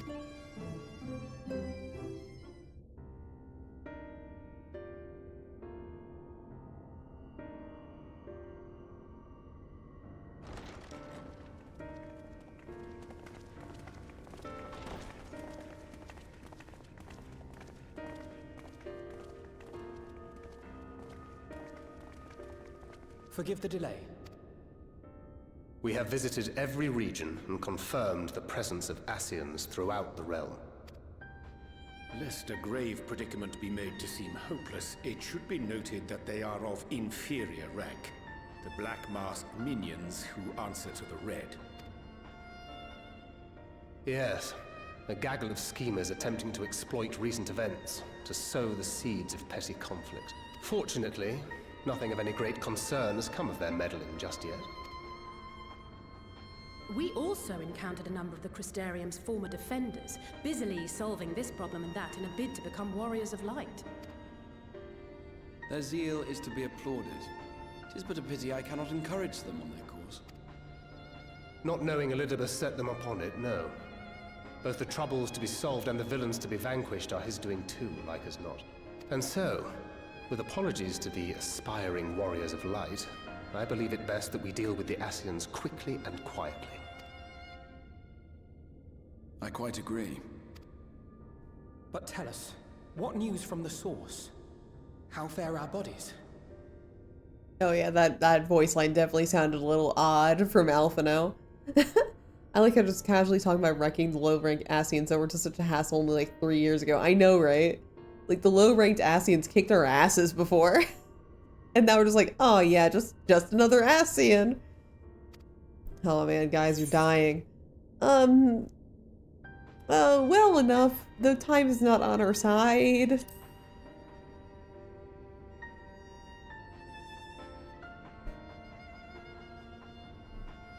Indeed.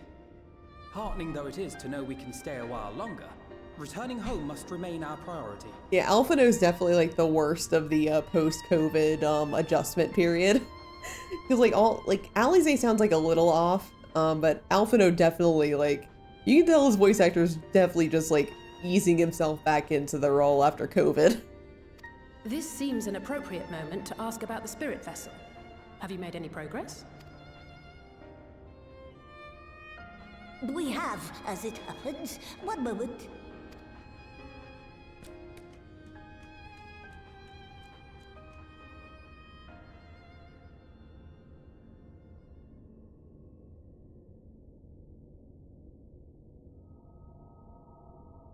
The red stones. Then this doth mean... For the benefit of all, permit us to explain. As you will recall, using white auracite as our starting point, we fashioned a vessel for mind and memory both. Yet, though it served this purpose admirably, the process of imbuing it with one's complete essence proved a somewhat thornier proposition. Simply put, the memory would not accompany the mind. And so, we looked to the Allagan's mastery of memory transference for a solution. This approach was not without its own complications, however, relying as it does upon blood, which inanimate objects, notably, do not possess. We duly explored methods of suffusing the vessel with drops of the aforementioned. Alas, our painstaking experimentation succeeded only in making me feel faint, and singularly failed to imbue the crystal with the necessary properties. It was then that an idea occurred to me, namely that we might fuse the vessel not with normal blood, but with my crystallized essence.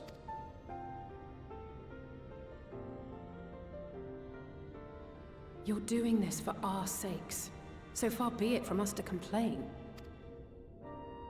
But don't think we haven't noticed what's happening to your arm. It falls well short of offering up my life in exchange for yours, which was your only stipulated prohibition, as I recall. And it is but a small price to pay for delivering you home. Assuming it works. We shall soon know if this grisly addition will serve as a suitable conduit for the subject's memory. Though not soon enough to warrant your waiting. The test is like to take a while. Let us be off then. We have Ascians to attend to, among other things. Forgive me, but I count 6 vessels, and there are only 5 of us. One is for testing purposes. I will personally use it to see whether the crystal functions as it should. And if it does, wouldn't that mean that your soul could also return to the source? Yes. In theory, at least. But there is a distinct difference between your circumstances and mine. While your corporeal forms want for souls, my past self does not. Mayhap our essences would blend, or mayhap they would curdle. There is no telling what might occur. And you'd be willing to take that risk? I would. I see.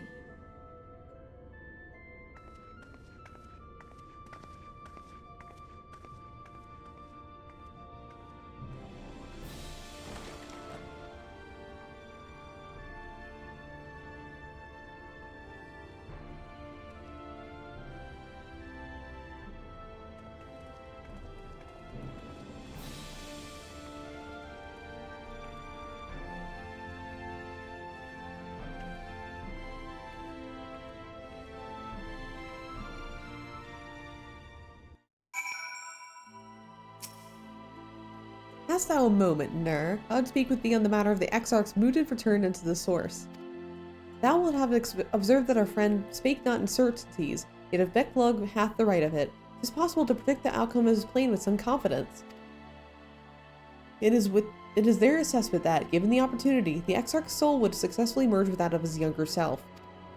Which is not to say the process is not without complications. For one, the Exarch has been subjected to an additional rejoining, an experience with which they wrought the changes in etherical composition. As Alvitz demonstrate in merging with Ardbert, however, there existed affinity twixt like the souls. This doth give us some hope. Yet there remains one immutable condition upon which success doth hinge. The Exarch much needs recognize his past self as simply that, himself. As our recent travails has demonstrated, memories are essential to the soul. Any discrepancy in the former may feasibly cause the later to spurn its former flesh. It is a seemingly simple yet complex problem. For nigh on a century, our friend hath striven not only to deliver this realm, to deliver thee, and to that singular end did he cast aside his very name, that he might assume the mantle of Crystal Exarch. Henceforth, none can say what choices our friend will make. Wait, but I thought it only right that thou may be aware of these truths.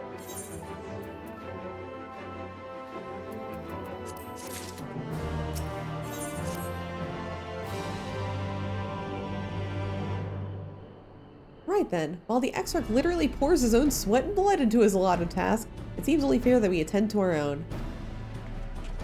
Dealing with Elidibus and his minions. Just so, and there is one other matter. In light of our deteriorating health, Y'shtola should not be left alone at Ander. Might I trouble you to visit her, Nur, and see that all is well? I would go myself, but I think she might be safer in the hands of one less prone to collapsing.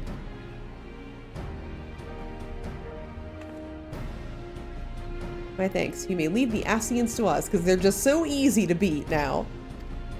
Once they are out of the way, we will retire to Yulmore, and when Y'shtola has finished plumbing the depths, I'd like for the two of you to join us there.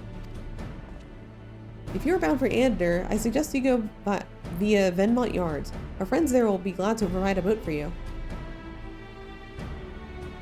Let us be on our way then. Don't do anything I wouldn't do. Wait, I have a gift from you, from Tataru.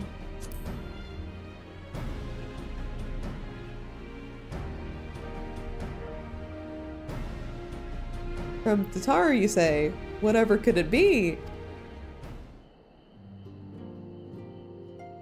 Archon loaf, thou sayest. Why, to even hear the name doth transport me to times long past. Bread from another world? May I try some? Mayest thou, child? Thou must. That said, though I personally disagree with the consensus, I do nonetheless advise thee to temper thine expectations. Wiser words have never been uttered.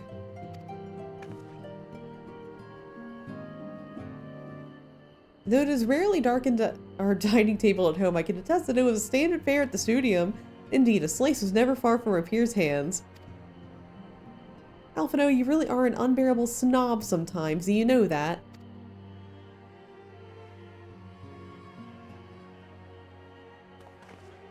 What I believe my colleagues are trying to say is that we appreciate the gesture. Tell Tataru we'll do our best to return before she's forced to seek another further supplementary employment. Right, let us be off now. We can find a drink to wash down the bread on the way.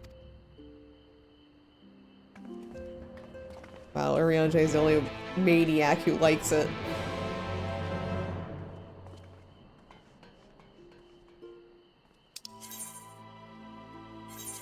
I think like if you have like a Archon loaf, it like the description of it, like the item description is horrible. It's like horrifying. It's like crunchy or something. It's weird. Okay, let's get that boat and say hi to Y'shtola. Hopefully she's not taking a nap. If she's been unsupervised while everyone else has been like collapsing and having fits. That's not good. No, wait, I just fucking passed it. Oh, if it ain't the warrior of darkness herself, what brings you to these parts? Heading out to sea, eh? Of course we'd be happy to help. Say the word, I'll be ready about. Let's go.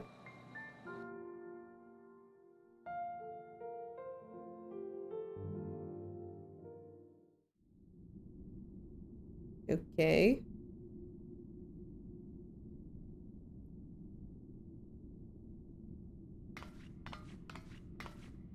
Ah. Oh, she's dead. Ah. Excellent.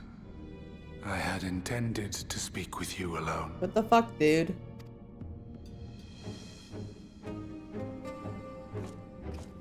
None of my doing, lest you misunderstand.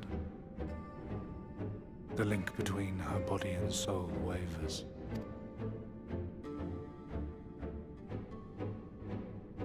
I know not what you hoped to find here, but it will avail you naught to learn of our past.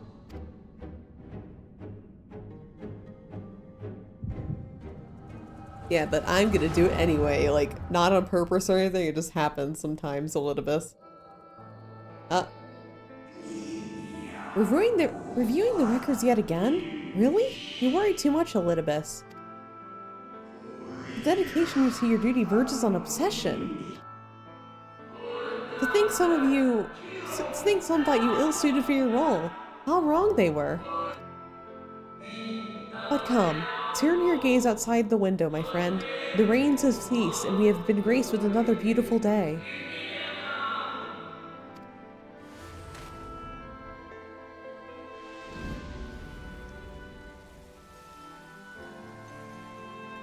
It fades. Fades away into oblivion. Does the world no longer have need of me? No. I am Elidibus, and I will fulfill my duty.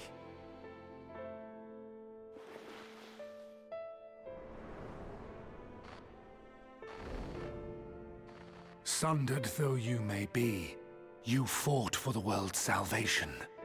For hope. Hope.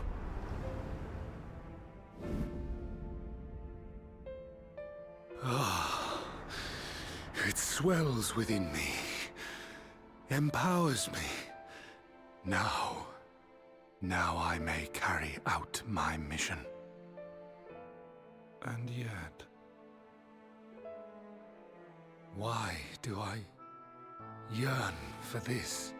Why do I struggle so? Hi, Ozza! We're in the middle of a cutscene. Hi! Good luck. Oh, are we out of the cutscene now? Hi, everybody. My name is Nur. I'm a computer virus VTuber. Currently, we're playing Final Fantasy XIV. We are in heavy spoiler territory. Chaos. You kidnapped Y'shtola. I shall take her into my safekeeping. If you want her back, you will do as I ask. Anyway, he's threatening us. Hi, everybody. Welcome in, everybody. Currently, we are playing Final Fantasy XIV Shadowbringers. We are on patch 5.3. We are like about to get into like, if you have not played the game and you don't want spoilers, you will be spoiled. But how's your stream? How's your stream? Let me give you a quick shout out. It's a little bit of a sleepy stream today. I usually have a collab today, but that got canceled today, so we're doing Final Fantasy instead. You're playing Final Fantasy VII Remake, almost at 14. It's fun seeing you, Nerve, but yes, I must avoid the spoilers. Picks up broom, hits Epic with the broom, get out of here. It was good. I'm also afflicted with the EP disease. Yeah, everyone's been EP today. It's a big EP day. But anyway, yes, if you do not want to be spoiled, this is like, we are getting to like probably the biggest spoiler of Shadowbringers. So hits everybody with a broom who does not want to be spoiled. But anyway, thank you so much for the raid, Ozza. If you need to take a break, get a nap or something, if you're EP, go ahead and do that. We're going to be here for a little bit. I'm not sure when I'm going to stop stream tonight. I was like literally just here, just like, I'm going to stream until I feel too tired to go on, but also we're like kind of ramping up, so I'm not sure what's happening tonight anymore. Yeah, let's continue with the scene.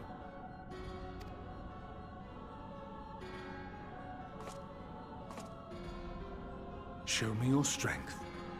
I would take your measure. Gonna drink some juice, eat some fruit gummy, and go to bed soon. Have a good fruit gummy, juice, and veg. And thank you again for the raid. Really appreciate it. Thank you, thank you. We're gonna fight this boy. We're gonna fight a white man. You know, usual. I have prepared a suitable arena. You need but ride the flow of ether. Okay, Elidibus. I think like this is, I think we're going into my favorite solo instance of the game. I think. So this is gonna be fun. Fighting a white man. That's just a Wednesday night, I know, right? Alright. Duty calls. Commence battle for faded memories. This is my absolute favorite solo. Hello? Oh, thank you. Yeah. Ed just like walked in, just like, I heard you wanted to fight.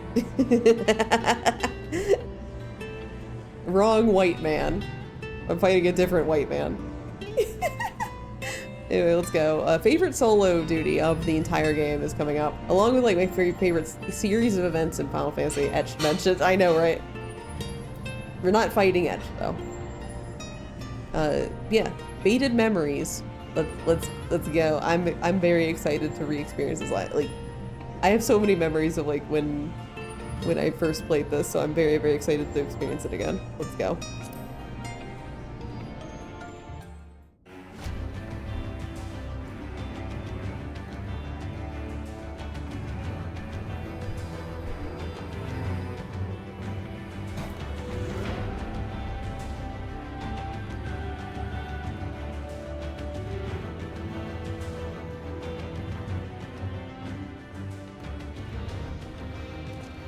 Oh, hi, white man. You're familiar with this place, I believe. This remembered Amarat.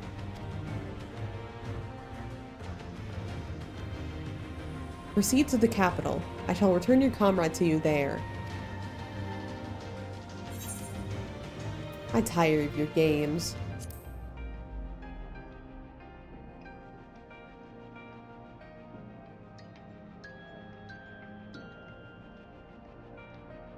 You speak as if you're disappointed in me. Why? I am your enemy, and you mine. Our goals are in conflict, and we are fated to clash. Or had you hoped that feigned sympathy and false understanding would cast your crimes in a less reprehensible light, that I would come to look upon you as a friend?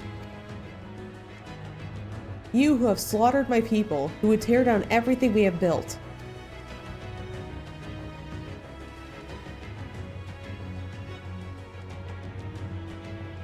You do not deny it, then. Very well. Let us charge the cast of this trial. You will know what you have stolen from us.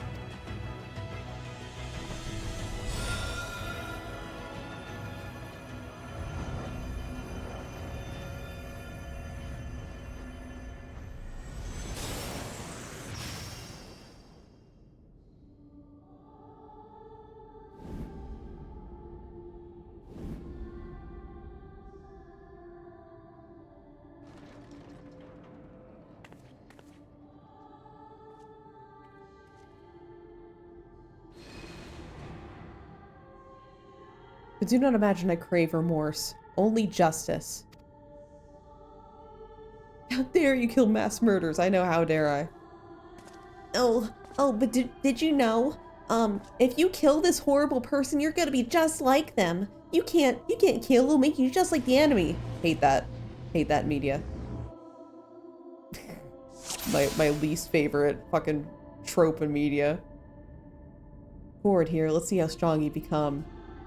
I know the gentle answers.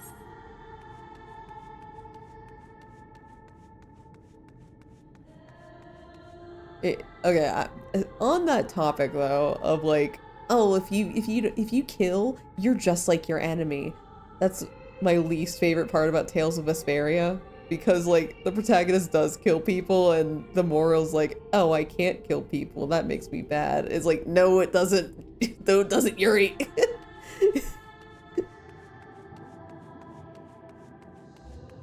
Antivirus alert. Oh my god. Your Maya! PC is absolutely Maya! fucked. Hello! Hi everybody, my name is Norris, I'm a computer VTuber. We're right in the middle of a very important instance in Final Fantasy XIV Shadowbringers patch 5.3. The budding hero made encounter at the beginning of the tale. I believe I have the perfect subject. Hi! Hi! We're fighting Ida Papalimo, you stolen Thacred.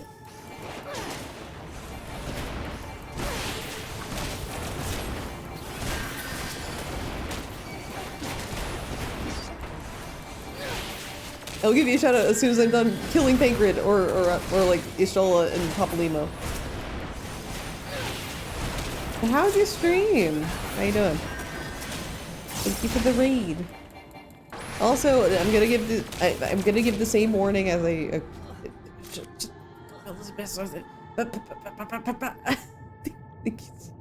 work on some good. Okay, that sounds fun. Let's.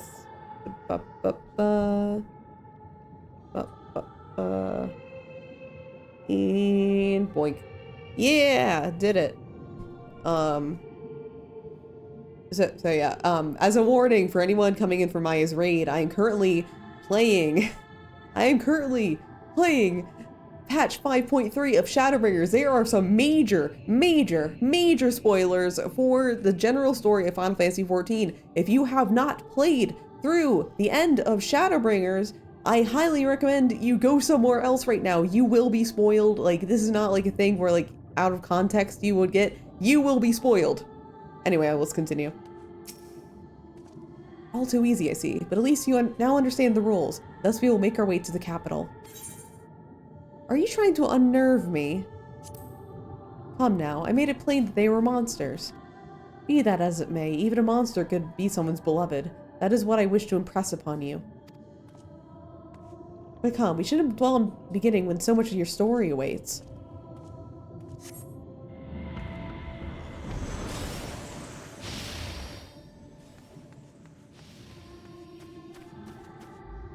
So we got Minfilia, Urianger, Monbrita,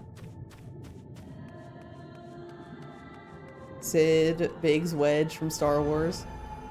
Defeat them and reclaim your place as hero. Alright, all of our former enemies. We got Livia, Nero, Gaius, that guy I just killed. I don't remember him.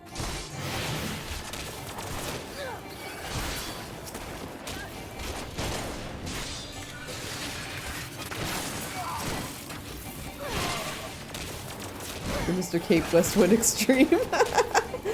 I miss Cape Westwind Extreme so much. Well done, champion of Eorzea. Well done. Onward then over the bloody bodies of the fallen. Man, I miss when Cape Westwind was a meme. Now it's hard. Have you actually played the reworked Cape Westwind? It's so hard now. I actually died a couple times playing it.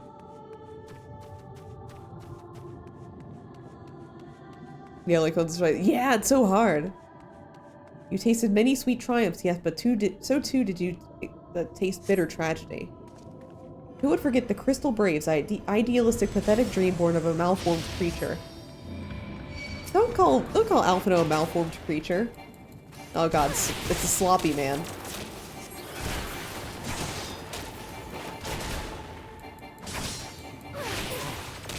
I loved Cape Westwind Extreme. It was so much fun. I know, right? It was so funny. I loved it. Like, Cape Westwind was always my favorite to pop up just because I knew it would be hilarious.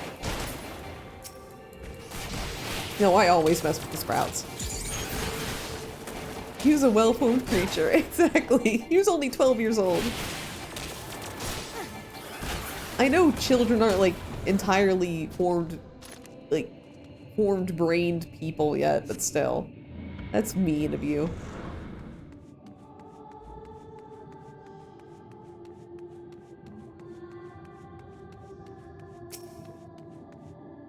It seems it will take more than those monsters to leave an impression upon you, or mayhap you simply fail to understand my meaning.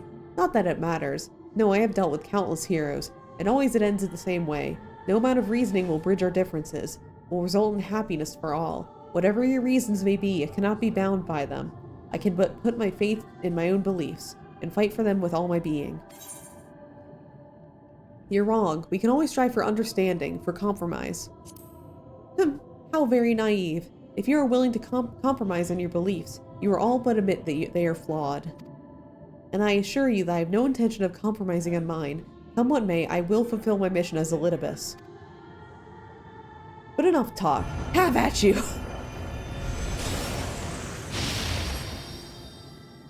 There we have... We have Heaven's Ward.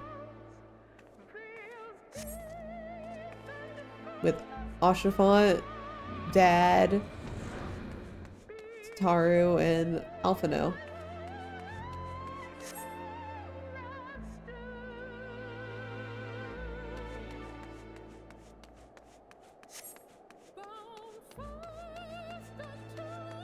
Distant dragon song in the back.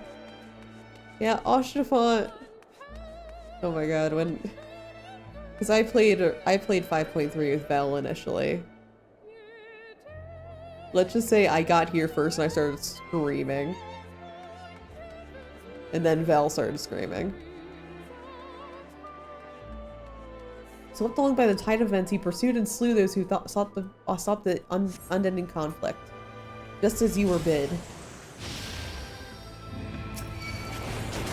Or was it a thirst for vengeance that drove you?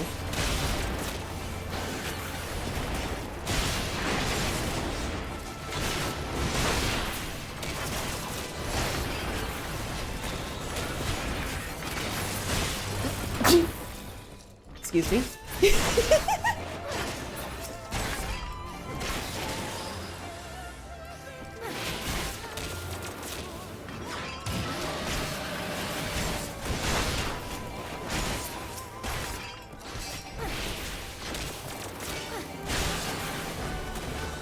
Did a reference to a smell fetishes here with your hard attitude 5.0 armor? It did.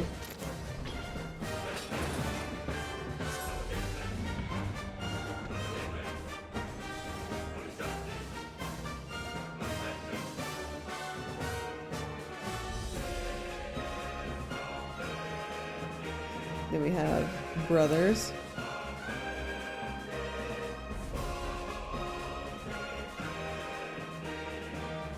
Around here, people are wont to flock. People who harbor all manner of motives, each less baser than the last.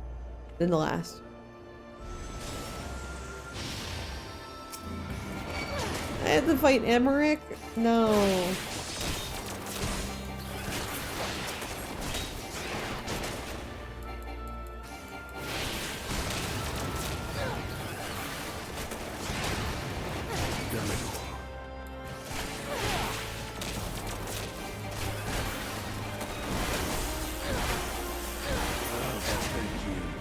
No more than they deserve. In the end, their hand of friendship was tainted by personal desire.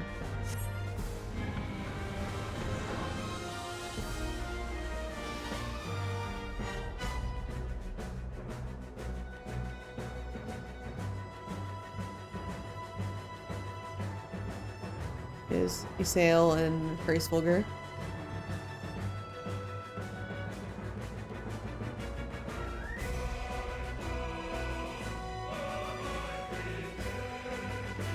You put an end to the Dragon Song War.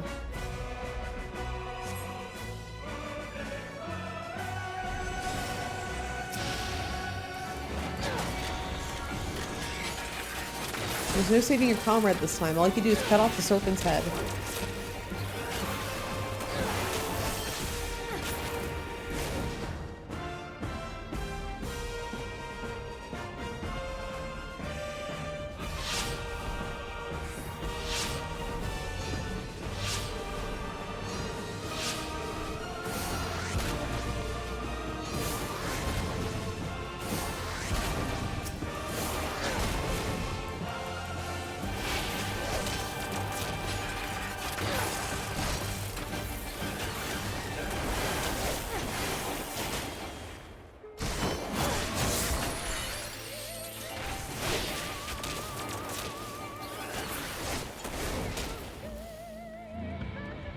And as simple as that, a 1,000-year war is brought to its conclusion. But every end marks a new beginning, and for such heroes as you, there's only ever conflict.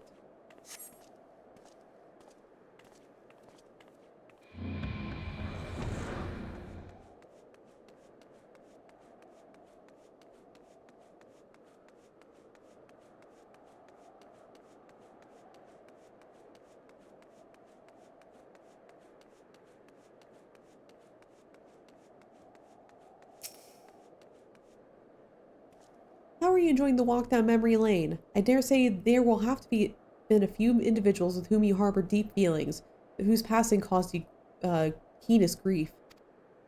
That is what our people are to us, an irreplaceable existence that can ill be lost. I will save them, for they are my...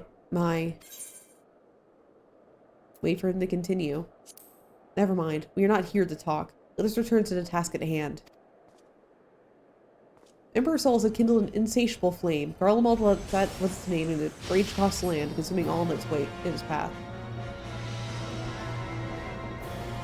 Following the trail of ash, he set forth for Alamigo and Doma into a storm of blood.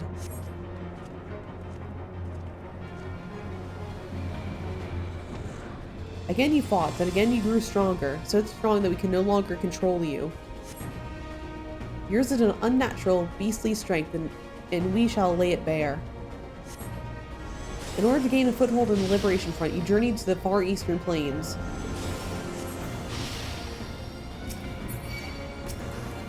There you encountered the land's greatest warriors and sought to win them over to your cause. The sun cannot be extinguished. Yes, Sadu.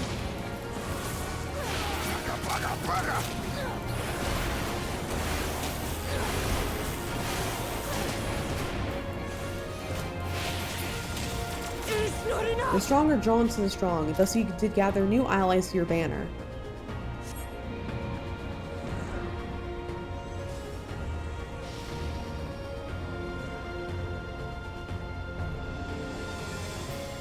Yet where the ardent souls gather, so too do fires burn. In this way did you find those around you. I don't want to kill Hian! Burn them all here, reduce them to nothingness like the ephemeral morning dew they are.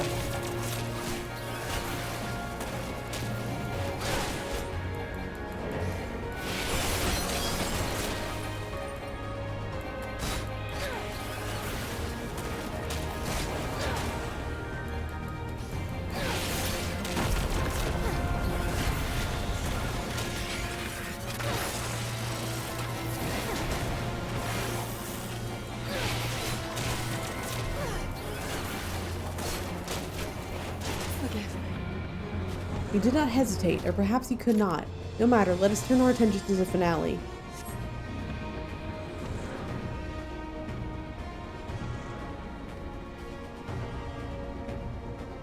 Here we shall have a test between fellow beasts. It is only fitting, would you not agree? When I fought in the flesh, it is why who triumphed. Will you turn the tables this time?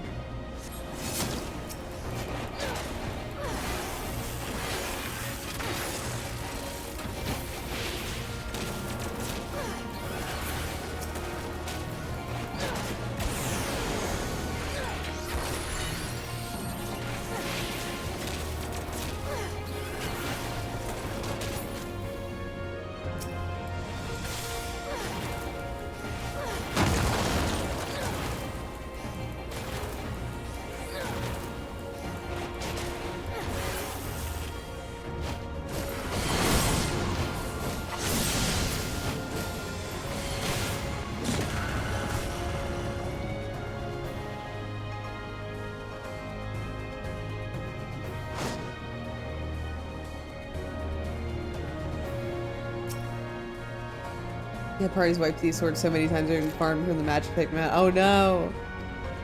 In any event, there's only so much to be learned by taking your measure this way. Let us try something different. Come, will we continue this within?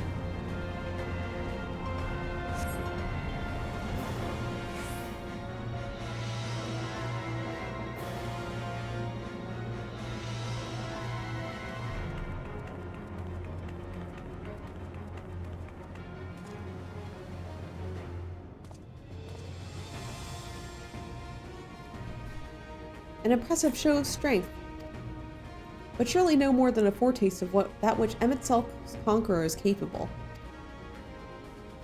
Such might requires a fairer measure, to compare with the like, yes.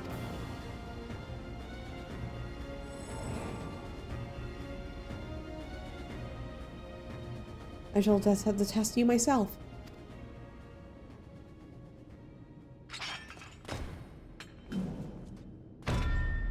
Humner, show me what you can do.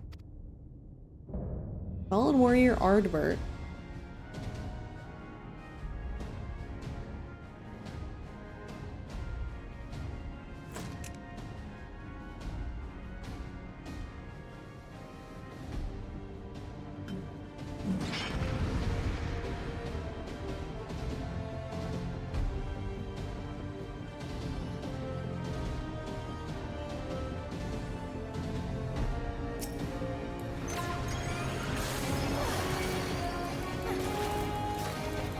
It may not be the real Arbor, but you do well not to underestimate me.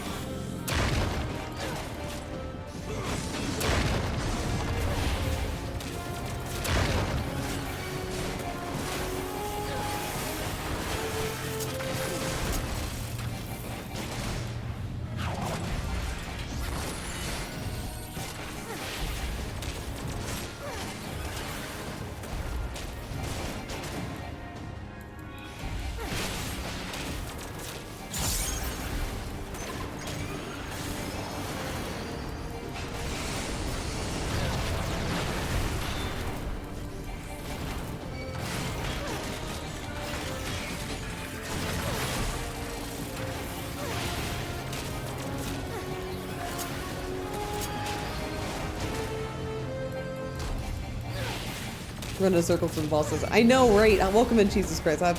Jesus Christ. Thanks for subbing in. Hope for having a fantastic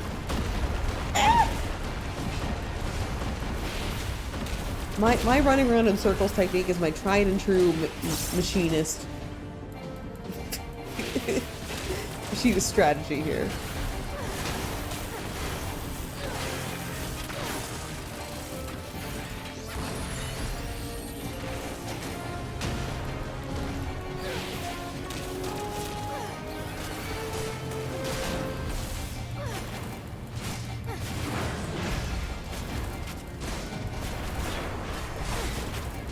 Film machinist, man, I respect the tech. Good. Shakes hand, running around in circles, best strategy.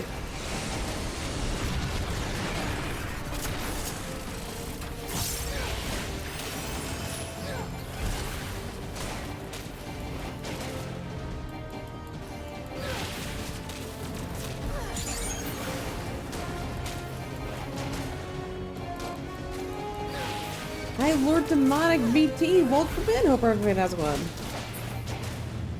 I have my answer. We killed him. All it took was running around in circles.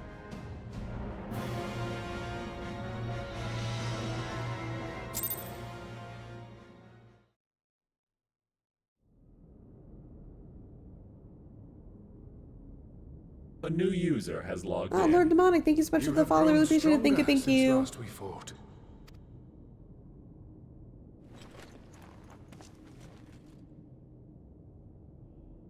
The result of your trials in the first, no doubt. Have you finished? Stola. My apologies. I freed myself as soon as I awoke. But rather too late, I see. Ishtola also sounds like, so far what I'm noticing is that Alphino, Alize, and Ishtola are all suffering from the post-COVID, oh god, I gotta ease back into my character syndrome. For 5.3 at least.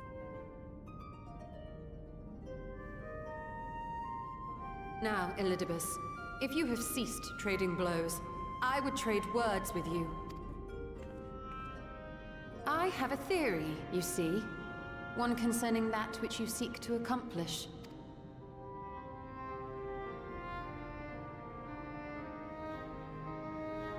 It stems from who, or rather what, you truly are. A primal.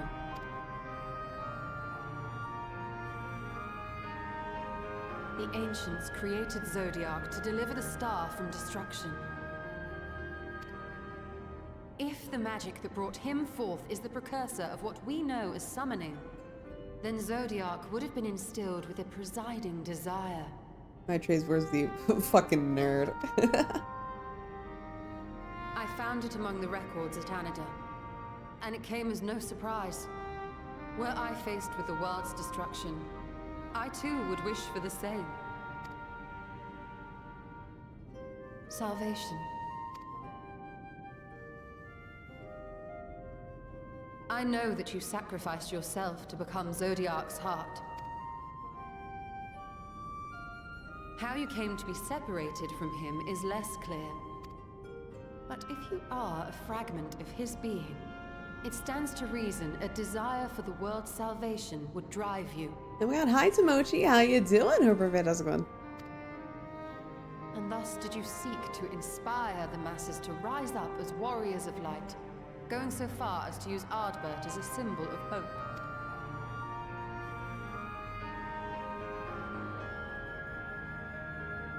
Correct on all counts. Such is my nature, and such are my methods. I would have K barbecue with Nair. Oh my god, I would have K barbecue with Tomochi maybe in let me look at the calendar. Less than a month. I love K barbecue. It's been so long. Maybe like 3 weeks from now. Like, oh my god. 3 weeks from now. Oh my god. I think that'd be wonderful, Tomochi. I have aided heroes. I have made them. I have even become them. So soon, yeah. Oh, by the way, Azza, I had a question for you. Are you an Astarian person? I forget. I forget if you're an Astarian person.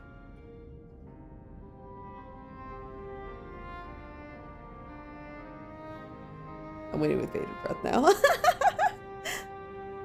What if Vel came and check an Azza to K barbecue or to the event in general?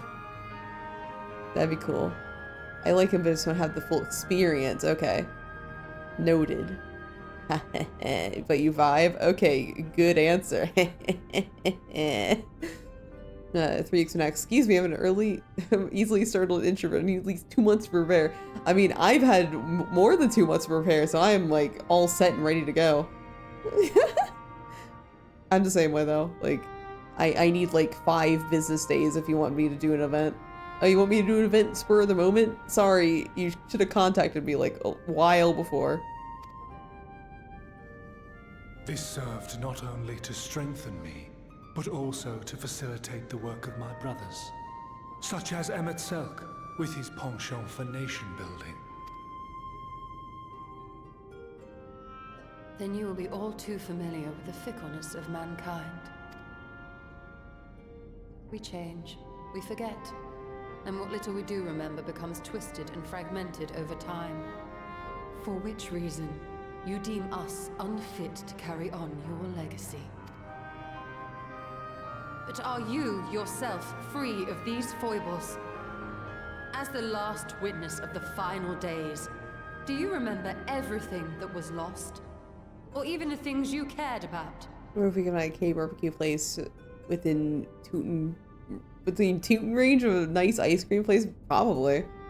I mean, okay, so Offkai is in California. Whenever I think of California, one, I think it's expensive, so like that's one thing. Two, like California already has like a bunch of different shit there.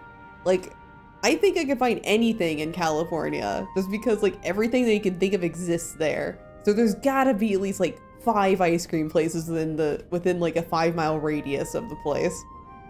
Like, if there isn't, I'd be surprised.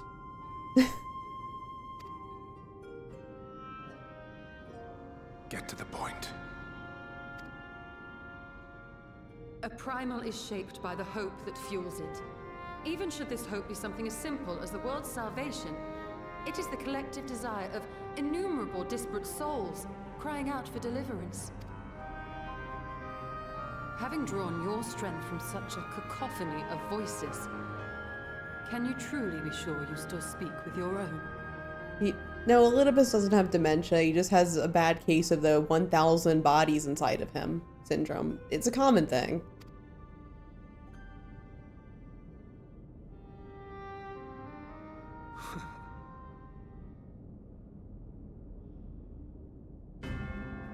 Your question is irrelevant. Me when I encounter someone weird on Twitter. Your question is irrelevant. Oh yeah, I think like at some point, I don't think he mentioned this recently, but I think at some point Czech mentioned going to an arcade called Round 1. I would be interested if that was still on the table. I love that place. No I matter love how Round much 1. I should change, no matter how much I should forget, I shall ever remember my duty. But it's not Round 1? Really? There isn't a Round 1? That means Mr. Check These Minotaur VTuber streams a variety of days in a variety of ways lied to me. That means I was lied to. I come to Offkai expecting to play at least like 1 round of Waka at Round 1, and here I come, my tomatoes all over the place, and now you tell me that there is no Round 1. Oh my god. We'd have to leave con. Yeah. I'm aware. This was like explicitly mentioned as a leaving the con temporarily thing, like as a nighttime activity, like not as a like con activity.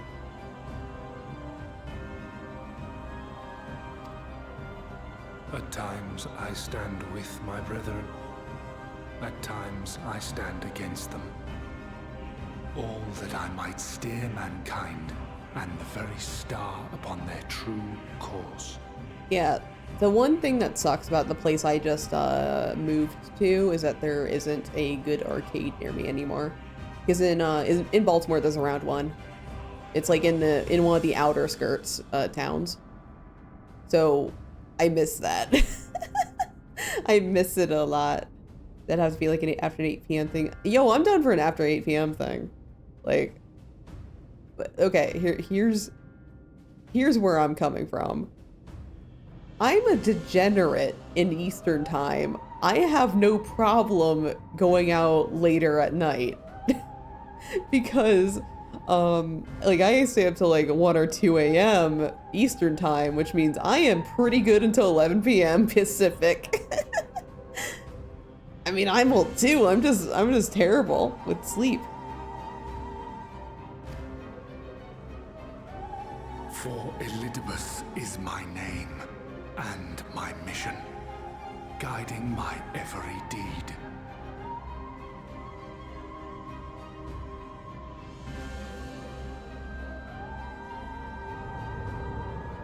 As I was saying here, the most normal in Pacific time, shown specifically. Sufficient proof of your might. As I am now, I would struggle to defeat you. Yet I have still to play all of my cards. 11 years ago. Oh no!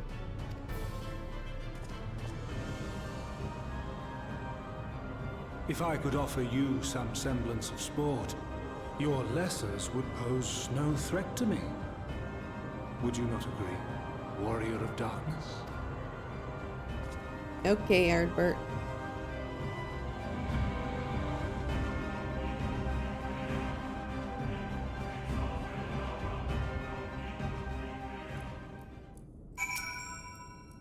It has been an eventful morning, if indeed it is morning. I have no idea how long I was unconscious.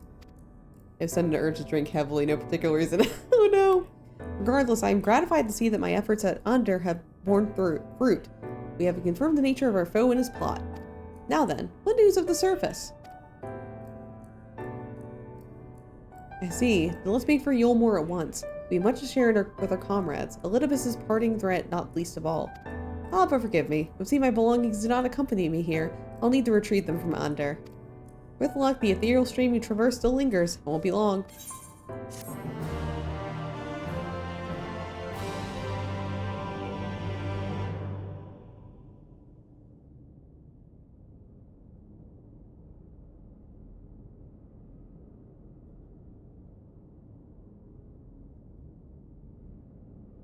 What the fuck's that? Oh, is that candy? Yo. Yo. I love Fugami. Aza, you left your Fugami.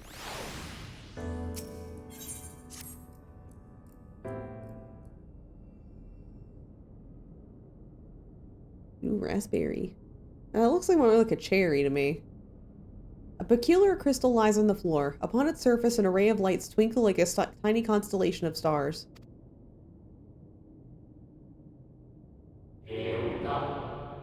Day 4th. Bring honor to the seed of. The distorted voice of an ancient rings out in your mind. A moment preserved in the crystal, it would seem. It's fruit punch flavored uncultured one. Sorry. You notice something else glinting up ahead. As routine first check. I'm not sure I believe that. Why was the first routine 100 points? Hi Jack, how you doing over Fantastic One? We were talking about round 1 earlier. Yeah, why don't you just drop a car battery on her head? Car battery!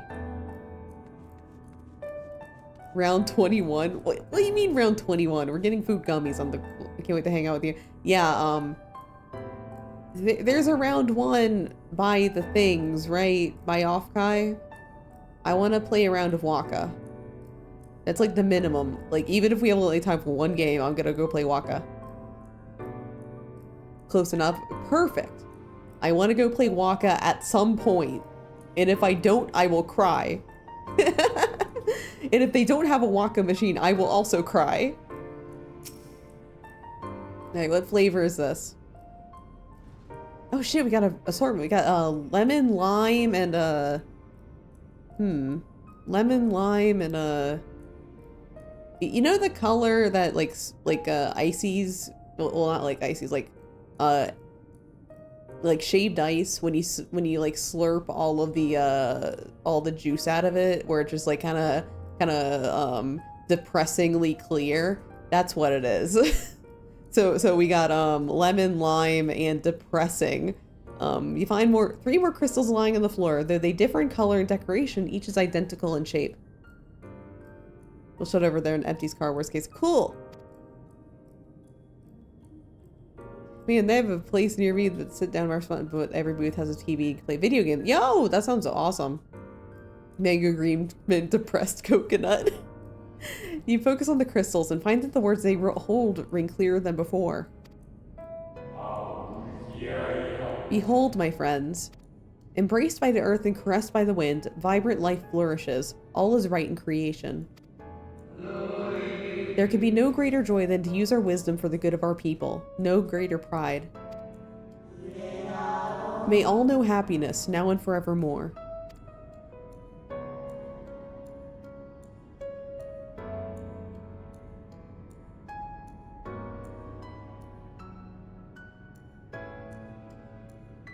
I didn't like to gather the crystals to regain your power part of the story. I like it. There did not appear to be any more crystals in the hall. Perhaps it would be wise to continue the search outside.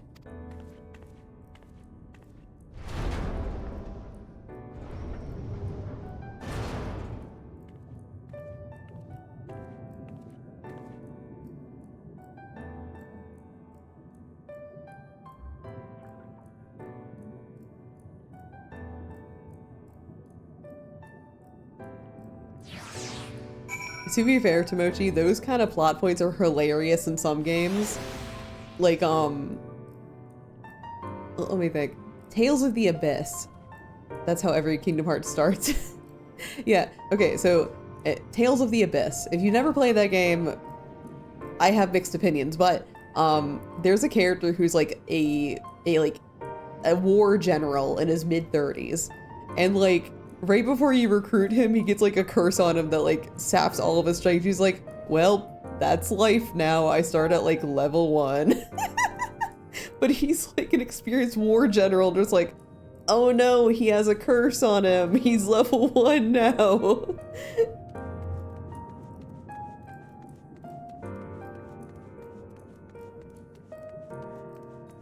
But anyway, Tales of the Abyss. Good game. Really, really good story, but I think it's not my favorite for reasons. But the war general is hilarious. Kingdom Hearts 2 is still the best. I mean, I guess. I think they're all bad, but your instincts serve you true, and you discover 2 crystals. They are green apple and grape. As you reach out with your consciousness, new voices begin to echo in your mind. The heavens are ablaze and the land rent asunder. What will become of our world? Is life itself to be denied? Come what may, we must not surrender to despair. If we but hold fast to hope, we may yet find a path to salvation.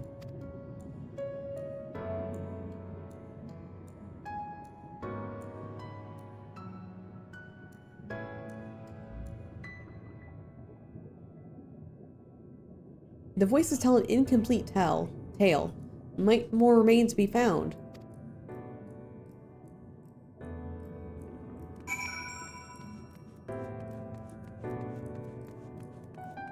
Kingdom Hearts 2 combat was the least fun. The others had a lot of issues. Story, the side music was good. Dearly Beloved still gut punches me in feelings. I mean, I do like all the theme songs and shit from Kingdom Hearts. Like, it's mainly because of the composer, Utada Hikaru. I think that's their name. All their stuff's great. Music would be better if it didn't get you copyright struck on Twitch, but you know, I'm not bitter or anything. Why would you get that opinion about me? I'm not bitter.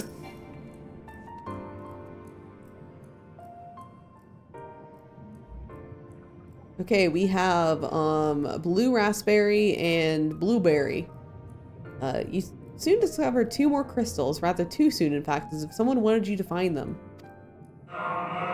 Everything burns, crumbles, decays. I hear lamentations of my brethren, and soon there will be only silence. We will deliver our star from its doom, this we swear, so please dry your tears.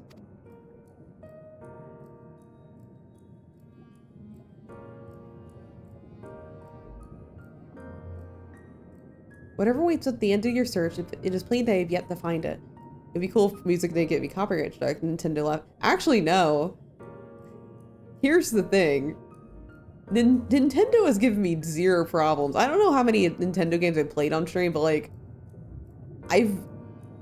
there's only 2 games I've had issues with. One of them is a Bamco game, and one of them is fucking Square Enix with Kingdom Hearts. But Square Enix is like fine with everything else, so like I guess it's a Disney thing than more rather than the Square thing.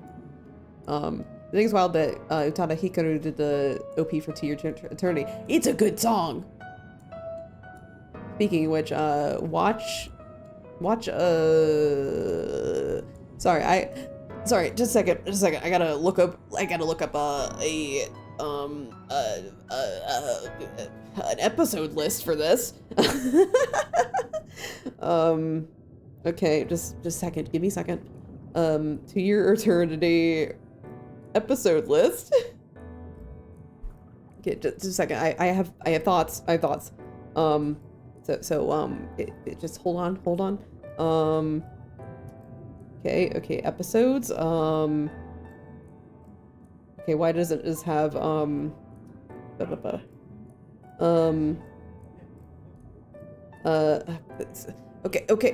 It's around like episode 12. Just stop at episode 12.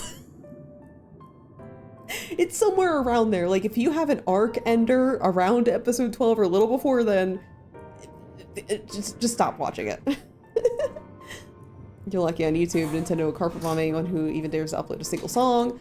I mean, to be fair, I'm not uploading single songs. I'm doing playthroughs. It's very transformative. Just said we're back near 400 plus examples of Nintendo striking fan uploads covers. Yeah, I'm aware that's something I'm aware of. I'm just speaking. That's another can of worms. I'm speaking specifically in the realm of streaming. Like me playing a video game rather than like uploading music. Like this is like I'm focusing on right now. Whatever waits at the end of your search, you have plain, you have to find it.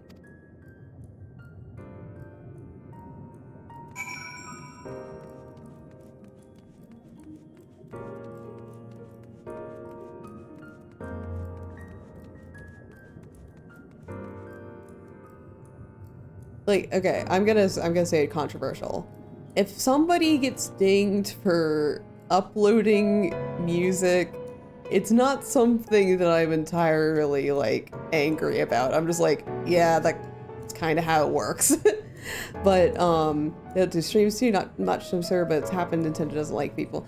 I mean, so far I do not know anybody who has had issues, and I have not had issues. Like Let's Players that predominantly do Nintendo work, I have not seen them have issues. So this is like not something I have encountered. I'm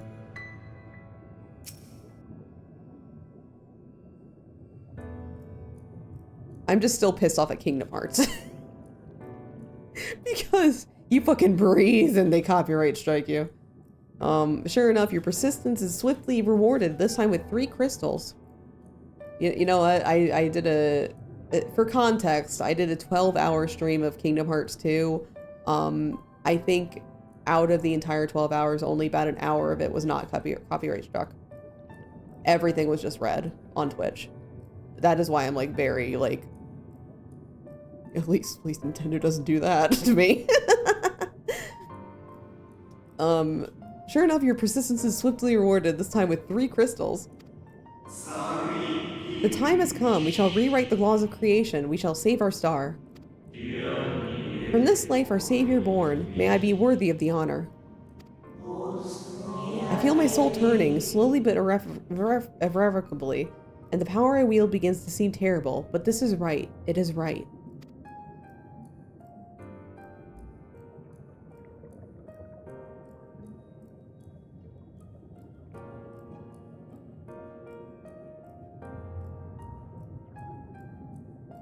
I know a bunch of recurring copyright strikes for fan works and not end up due to some random dude putting false claims because they're too much of a corporate apologist. Yes, that's a problem. Like, it's not just an exclusively a Nintendo problem. I've seen this with many different corporations where, like, you know, people who are too intensely, like, I don't know, laying down their arms for a corporation of all things are just like, you're using their copyrighted material. I'm gonna pretend to be them. I think it's happened with Sony, I think, before, too. from what I remember. I've been on the internet for too long. I've seen a lot. I know, like, I hate it when people are just like, oh, but think of the corporation. Like, especially a really bad thing to say now. Like, right now it seems like pretty much Nintendo's the only one who hasn't done a big fuck up recently. Everyone else is really fucked up. Oh, but the corporation really needed to shut down those subsidiaries that made award-winning games. Yeah, don't bully the $1 million company. Oh no. Or don't bully the billionaire. The tale of the crystals we've seen is near its end, and it isn't over yet.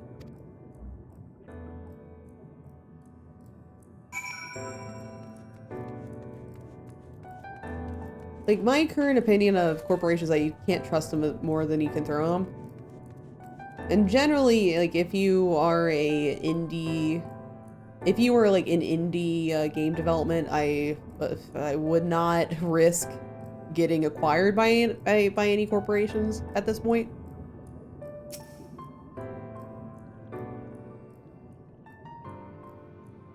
With almost melancholy inevitability, the 12th crystal soon reveals itself to your questing eye. Though salvation is ours, it came at a great sacrifice. All that remains is to pray. To pray that we will one day meet again, beneath a blue sky.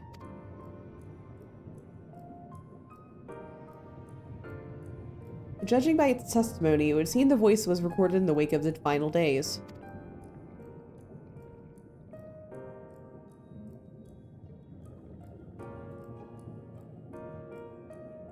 As you scan the area, another glint catches your eye.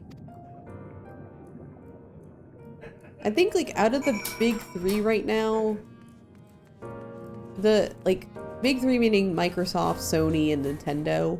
I'm not gonna throw my opinion, like, in general, like, the other ones, like EA, Activision, are, like, not that great. So I think that's because, like, you know, they've fucked up so many times, I'm just like, you're beneath me. But out of the, like, the three companies, I would say that I hold Nintendo in the highest regard. Just because, like, yes, they do a lot of anti-consumer things, and it's really, really aggravating. But from everything I've heard, they treat their employees very well. And that is, I think, something that is to be very respected in this industry. Sony, I think, fucks up a lot, very, very, too often. It is a little more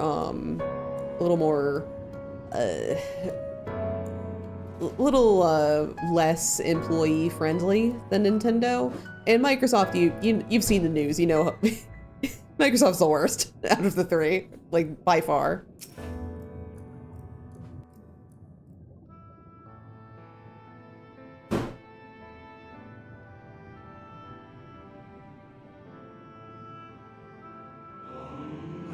Gone is the brilliant radiance of life, replaced by the sickly glow of malformed creatures. Is this to be how it ends? For we are who love the star with our very being. No, I will not suffer it to be so.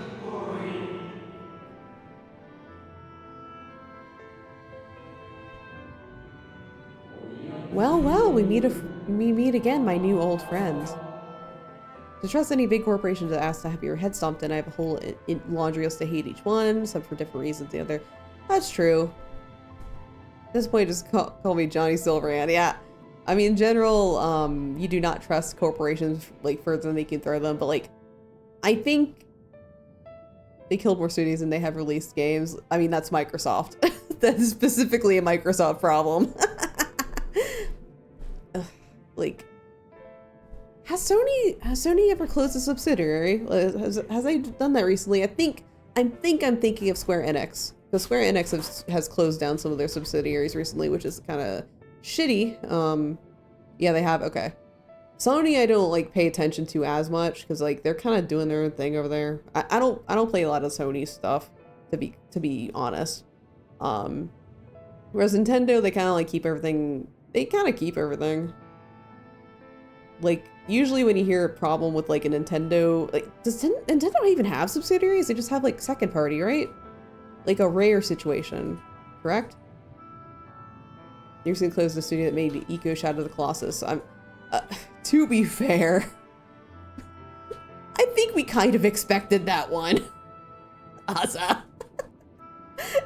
To be fair, I don't think any of us were surprised when the Eco Studio closed down forever.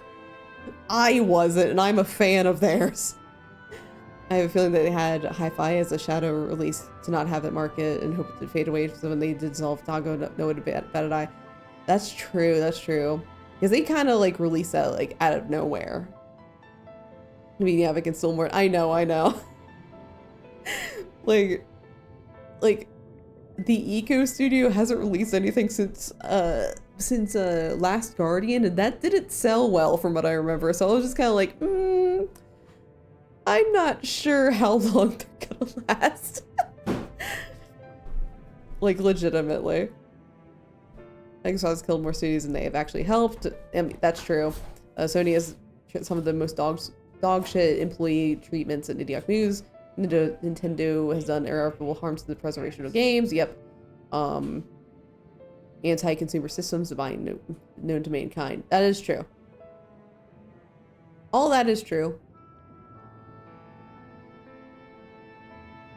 Though I think I still hold the opinion that like at least one of them treats their employees right, which I think is most important for me.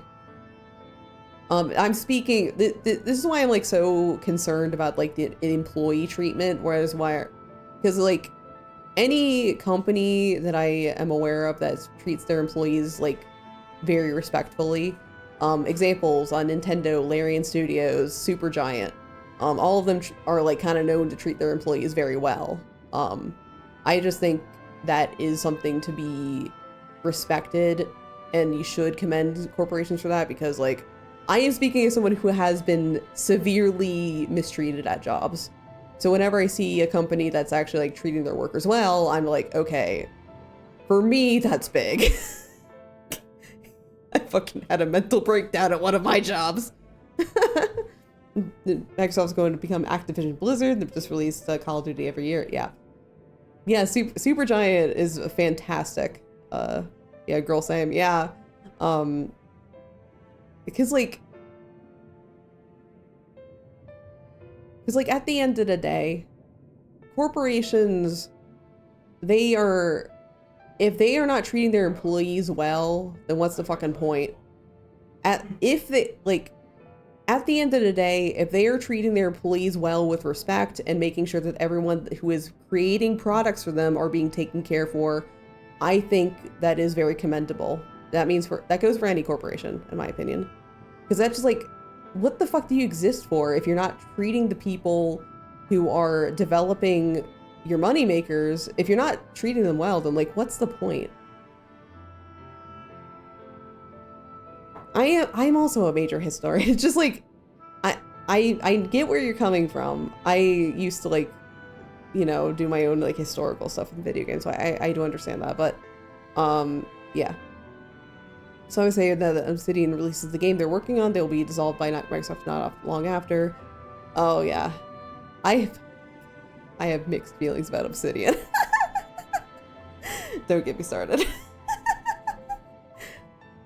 Like not from like I don't know anything about Obsidian, like as far as like how they treat people or anything. It's just like I look at them and I'm like, man. So I think this was Obsidian, but so Obsidian made Outer Wilds, correct? Like that was their game, right? Outer Wilds was Obsidian. Okay, so let me just say something. So in New Vegas, I haven't played a Fallout game. So I don't know anything about Fallout. Microsoft's becoming the gray goo scenario. They take a studio, dissolve them, and throw them out, the ones you don't want, or erase on the ones that have. You mean they're becoming EA? They're just becoming EA. Look at BioWare. Look what they did to my child. I don't want to get them confused constantly. Yeah. So for some reason, when I forget if this is Outer Wilds or some other game Obsidian was making, but basically they didn't want to put like romanceable options in the game, which is fine. Like games don't have to have romanceable options, but basically I forget because Vel was like really like feeding me the info on this one, but they were basically like dragging their feet about it. Like apparently it's a Kickstarter reward or like whatever they did. And they're like dragging their feet about like adding romances. They're just like, they even insinuated that just like, it's beneath us to include romance. And it was like, I was like looking at the show, I was like, dude, get a fucking stick out of your ass. You don't have to put romances in your game if you don't want to. Stop whining about it. God. That's my thing with Obsidian. It was like, they seem uppity to me and I do not like that. I don't appreciate that. Yeah, BioWare, my beloved. You don't want to hear my BioWare opinions either. I grew up on BioWare. I love BioWare. Not anymore though. Not anymore. They treated their writers horribly. And probably Dreadwolf's gonna be the last BioWare game I ever purchase. Just because I don't know how they treat their other employees, but they treated their writers horribly. And I do not appreciate that as a writer and as a general like employee to a corporation. I don't like when anyone's mistreated. But all their writers are fired now, so maybe they don't have that problem anymore. They laid all of them off. Sounds like they didn't like gamifying romance. Yeah. For Obsidian, yeah. They didn't like gamifying it, but like the way that they were acting around it, like they're just like, ooh, ew, this is so cringe. I don't like that. They just don't make it. Just don't put romance in your game if you feel that way. You don't have to whine about it. It's like, come on. You can just not. Like I'm not demanding romance about every single fucking game. I'm playing Final Fantasy for God's sakes. I don't even have romance in this game. It'd be Obsidian like BioWare, it's a group, like any other, more people are always meet a high possibility for shitty people mix in, rather. Oh yeah. Maybe just individuals in a company, just the company. Yeah. I think they felt completing quest causes romance was a cringe part of it. Yeah. It still rubbed me the wrong way, so I'm just kind of like, okay. I'm just gonna stay in my own lane from now on for Obsidian related properties. Like having romance being rewards. I mean, they didn't have to implement it as a quest reward. Like, they did that to themselves. Like, genuinely, you don't have to make it a quest reward. You did that to yourself, buddy. There's other ways to do that. I've seen it done in non-quest ways. Sounds like someone didn't want to look outside the box, buddy. Sorry, that's so silly. They're just like, oh, I don't. Why should romance be a quest reward? It's like, just find another way to do it. You're a game developer, figure it out. Well, let me stop talking about my horrible game reviews so that I lose every single follower I have. I have a spicy take. I think Inquisition had both the best implementation of romances was the majority of the best romances in any game to date. I have another bad opinion.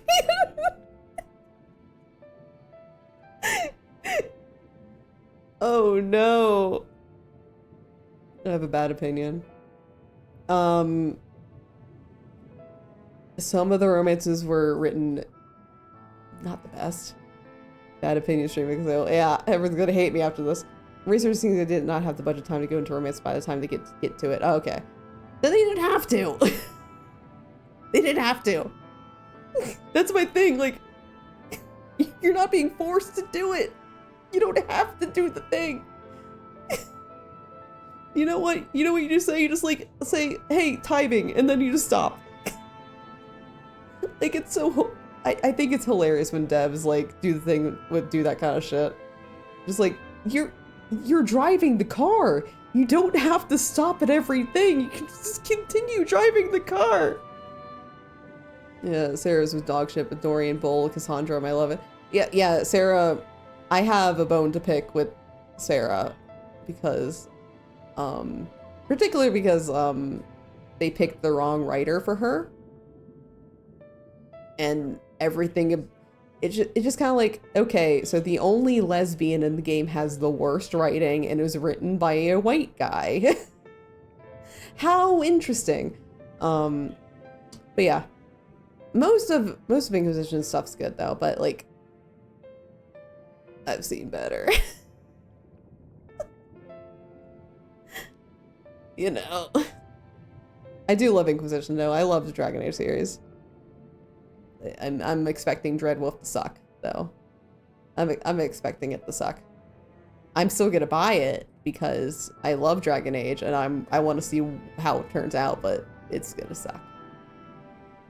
Sarah and Vivian were just poorly written, majority unbearable, and I will not change my mind. Yeah. So Inquisition. Okay, let me think about like all the characters they can meet. Yeah, Dad. Yeah, I gotta see it through. Sarah was the worst. Like, horribly written. Did not have the correct writer. And also, like, it had a really weird treatment. It was just... Sarah was weird. Sarah was weird, and it is a shame that, like, the only lesbian in the series so far has the worst writing. I think that is very horrible. Hi, Bubby. Bubby just bit me. He's just like, no, I'm a Sarah fan. Yeah, Varric's still the best.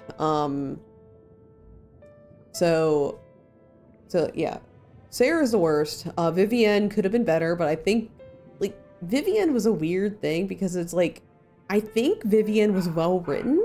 It's just that they didn't give her enough scenes to convey that. It was a weird situation for Vivienne.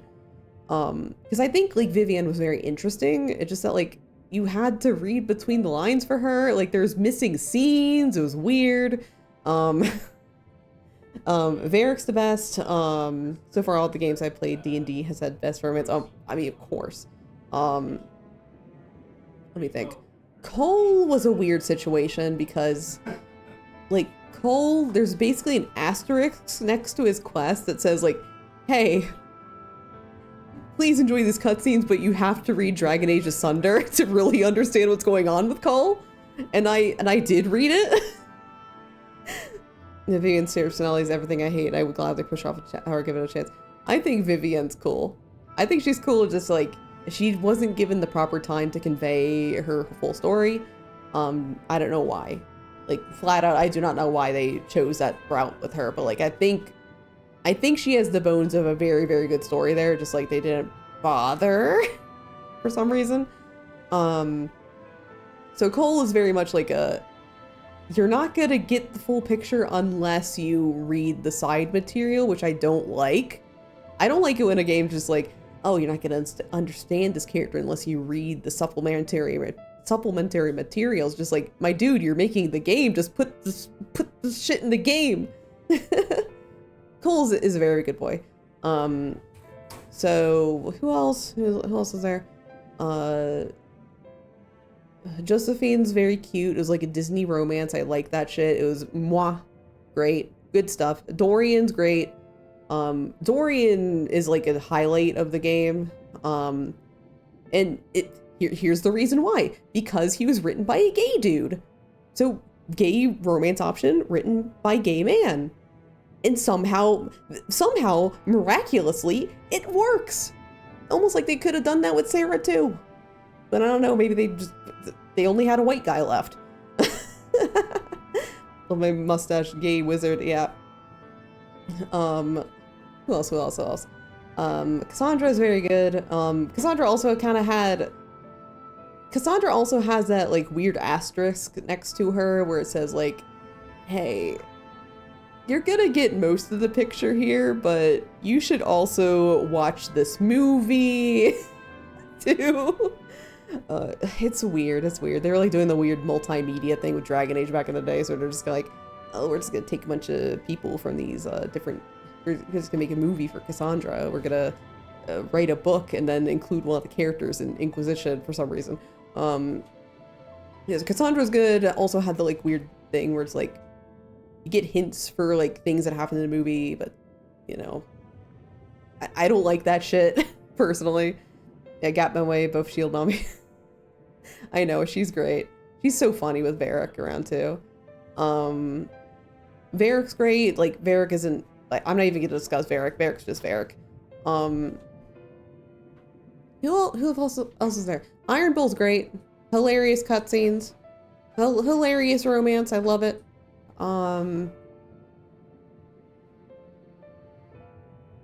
God, I'm forgetting everybody. Blackwall. Blackwall is great. I thought Blackwall was like... Blackwall was so cleverly written that like... It was so cool, honestly. Because if you're coming in as a newbie, then it's a shock for you. But then if your personal quest was Chef's Kiss, yes. Here's the thing. Coming in as a Dragon Age veteran to Blackwall stuff, it was just kind of like, wait a minute. He just said something that doesn't make sense. That's not how this works. And like, it's a really cool reward for people who played the rest of the series, because then like, you know that something's wrong. So you're just kind of sitting there just like, did BioWare forget their own lore or something up? And then it turns out something's up. It was so cool. It was so cool to see. I love that.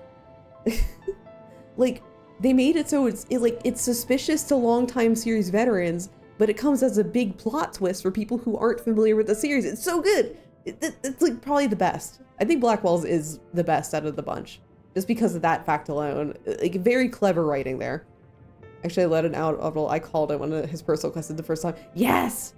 And honestly, like, when I, like, so on my first playthrough, I romanced somebody else, but my second playthrough, I romanced Blackwall.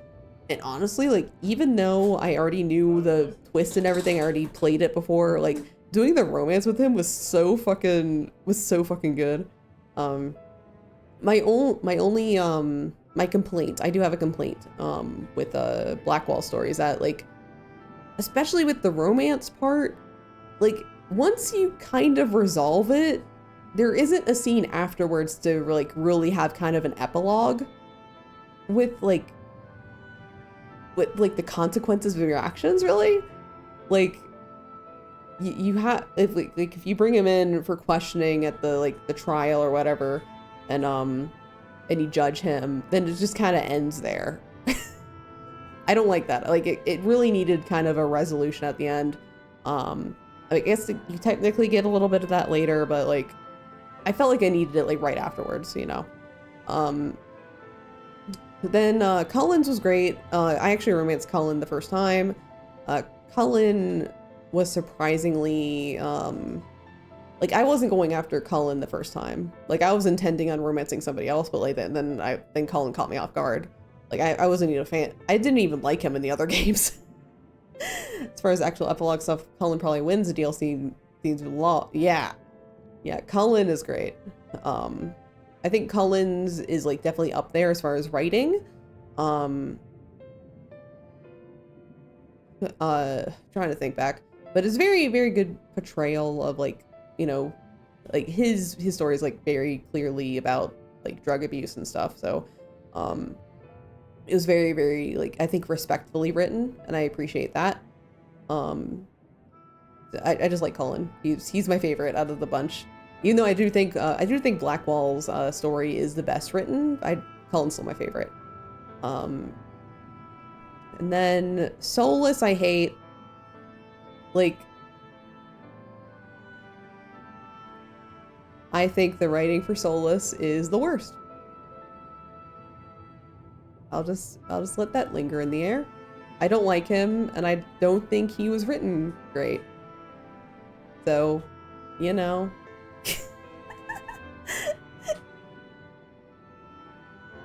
And also, like, they make it so you can't respond like a normal person around him. I hate it. Especially in Trespasser, like, you can't respond like a rational human being. You're just like, oh my god. I hate Soulless so much. Yeah, but I think Solus is like the worst of one of the worst of the bunch. Like obviously Sarah's the worst written, but I think that's everybody. Did I miss anyone? What is it? I know there's like there's 2 straights. So that's Blackwall. Okay, 2 straights are Blackwall, Cassandra, 2 bis, bi/pan, that's Josephine, Iron Bull. Then there's 2 same-sex, which is Dorian, Sarah, and then there's the 2 extras, which is Cullen Souls. I talked about everybody. Yeah, Anders? I love Anders. Okay. I know we're talking about Inquisition right now, but let me talk about Anders for a little bit.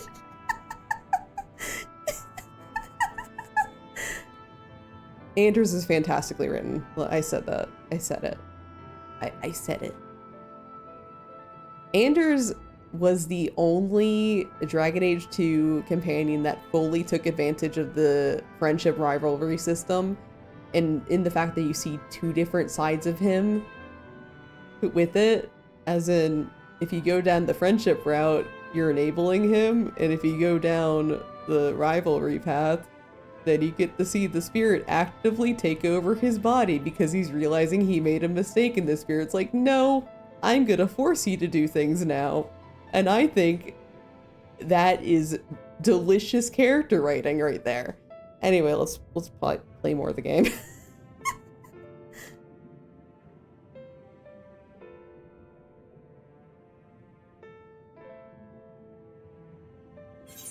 Still killed him.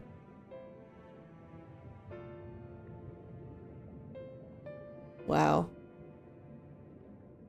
Where's the ban button? Just it's fine, it's fine. But 1010 fucking kills him every time too. Hippolydeus.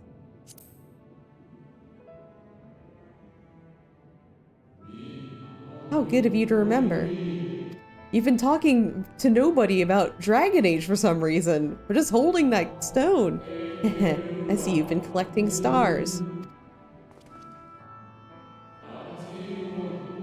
I speak of those crystals. They have constellations etched upon them, yes?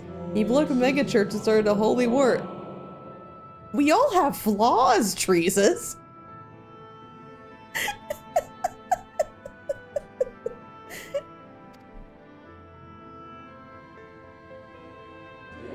High in the heavens, those shine their guiding light upon the lives below, fitting symbols for the convocation of 14, would you not agree? As you will have gathered, each crystal bears an account of the life of a member of the convocation as remembered by the Unsundered. Lest you worry, they aren't concepts. They are far too incomplete to be so, but they suffice for imbuing memories within sundered souls, that they might be restored to their office. Keep them. I'm sure Emmett Selk wouldn't mind. Well, it's Emmett Selk flavored. Num num num num.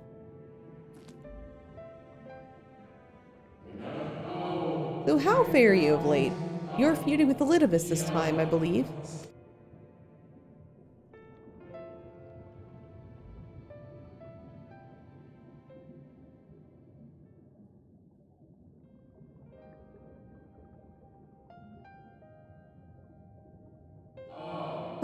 I shall refrain from passing comment on your struggle. It is not my place to do so, long departed as I am.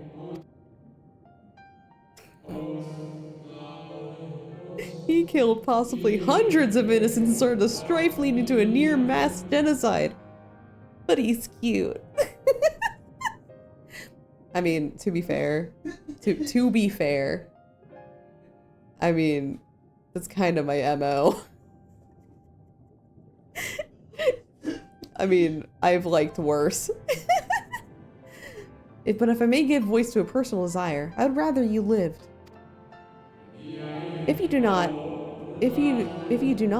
how will you keep your promise to Emmett Selk? The promise to remember. Yeah, sussy men. That's my MO. They must weigh heavy, the burden of all those memories. To one who has lived a life such as yours, I can well imagine how Elidibus's existence might seem hollow, how empty a single-minded pursuit of a half-forgotten cause must appear. I also like Emmett. But know that his devotion is not without reason, even if he himself can no longer remember what the reason is. Okay. Or let me put things into perspective right now.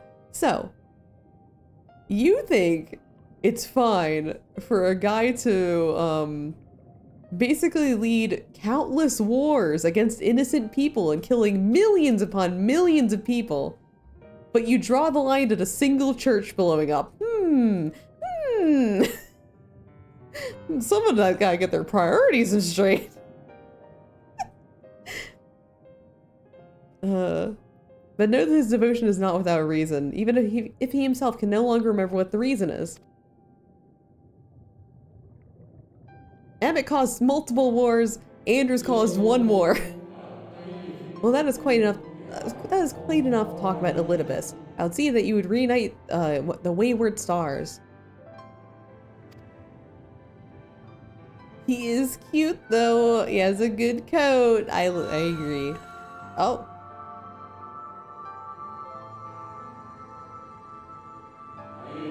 I mentioned that there was a member of the Convocation who opposed Zodiark summoning and defected, one whose office was left vacant. Defectors having been deemed unworthy of commemoration, no crystal exists for the individual in question. Or shouldn't exist at any rate, and wouldn't, had a friend not created one in secret. A crystal bearing the forgotten name of her office, along with the magic of her own conceiving, a singular incantation embodying her spirit.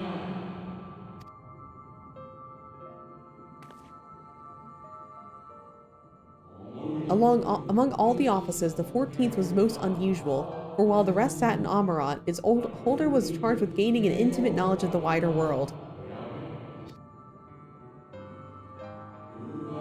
In the course of her duty, she traveled the length and breadth of every land and befriended countless folk. She encountered troubles too, of course, matters which she could simply have referred to the Convocation, but that was not her way. Nay, more often than not she would call upon her comrades, and together resolve those matters themselves. Such is the magic sealed within that crystal, the magic to summon the stars to your side. In time of greatest need, should you wish upon it with all your heart, it will surely answer your call.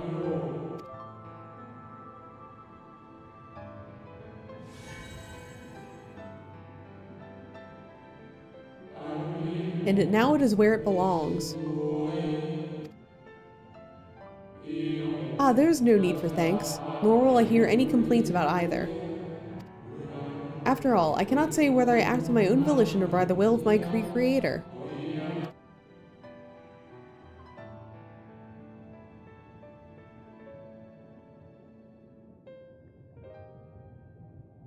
Oh, bye Hythlodeus. Sorry, I was talking about Dragon Age for so long in front of you. I was wondering where you'd disappeared to. I was getting food gummy. And talking about Dragon Age. Troubling you? Nothing troubles me. My husband isn't a war criminal.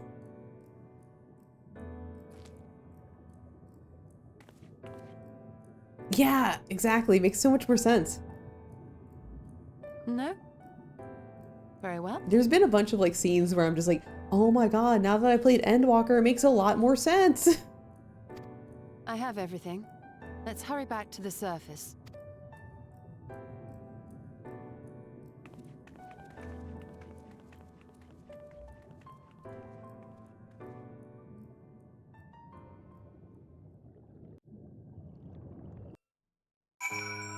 Anyway. Ah, fresh air at long last. I would celebrate my return to dry land with a spot of tea, had me the luxury of time. But we must be prepared for Elidibus. Given what we know, it is plain he will not be deterred from his course. Nor would I if I were him. Not if it meant forsaking everything I loved. That said, I have not forgotten how Emmett sought to find common ground with us for all our misgivings.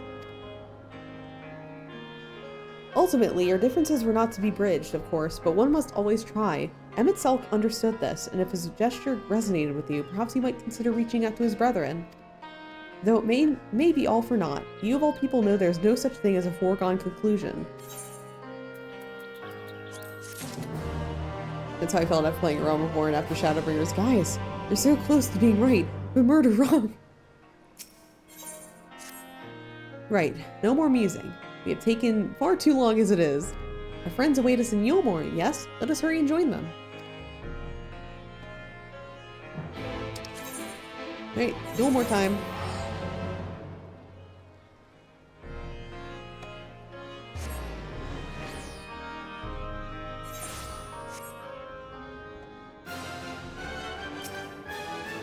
It appears we are fashionably late. Come, our tale will not wait.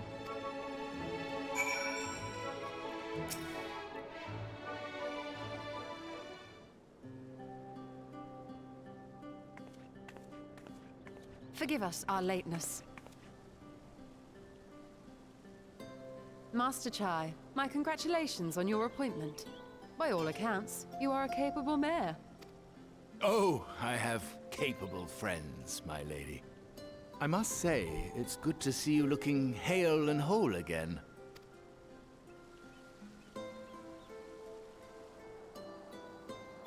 The credit for that lies with my own capable friend, without whom I might never have escaped my abductor. Everyone's like, wait.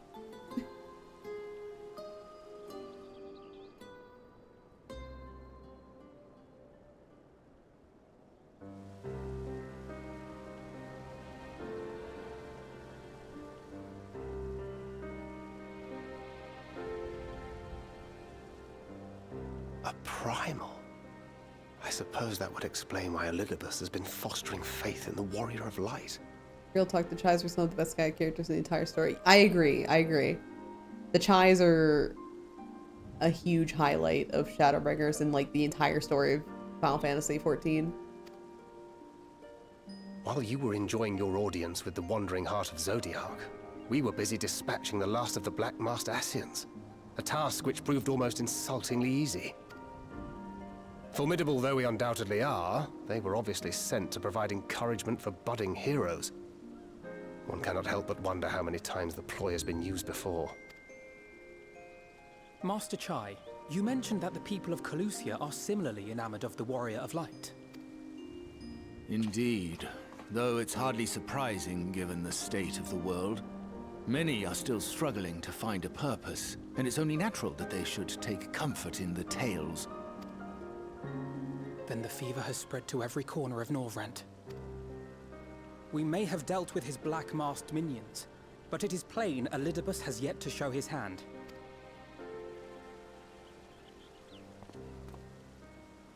Oh my! What a spectacular sky! The sky?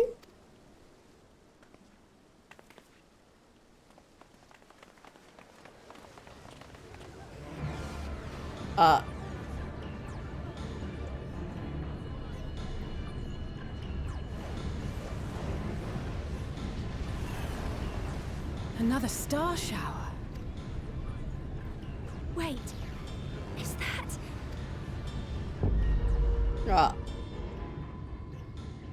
Amarant?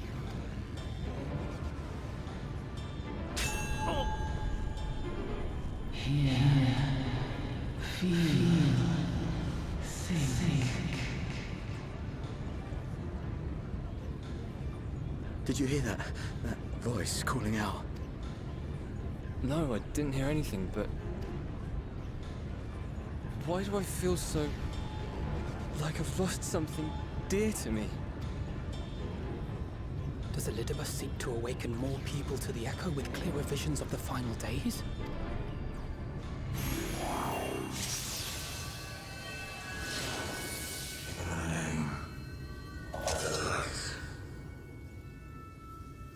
I shall vanquish the darkness. I shall deliver the world from its doom.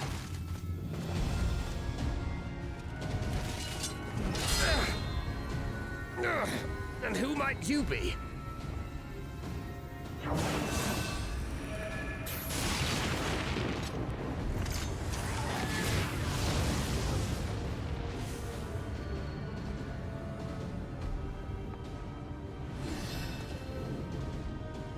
Whoever they are, they've come for our heads! No, you don't! Ha!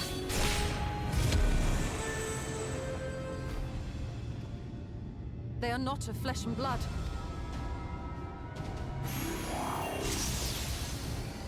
I know this magic. The rings are like unto those that the Exarch did employ in our summoning.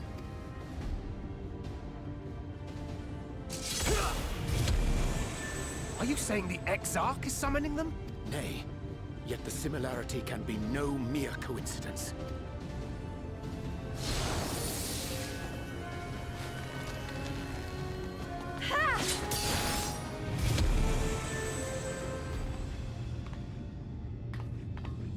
Should we make a stand here, or retreat to the Crystarium?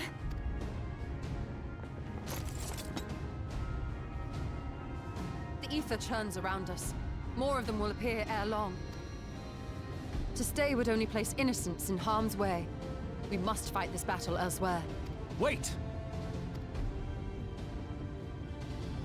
Take one of our airships. You can decide what to do on your flight to the Crystarium. You are a capable leader in your own right, Master Chai. The citizens of Yulmore chose well. It's settled then. To the airship!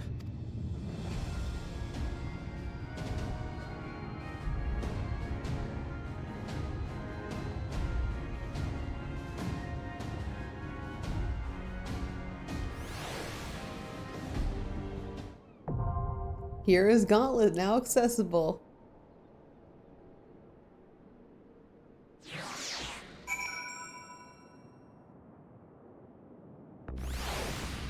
Alright, so I'm gonna end it here specifically because if I proceed with this, I'm gonna want to do the rest of the patch like right now. Because like as soon as you get started with the duty, it's kind of a roller coaster.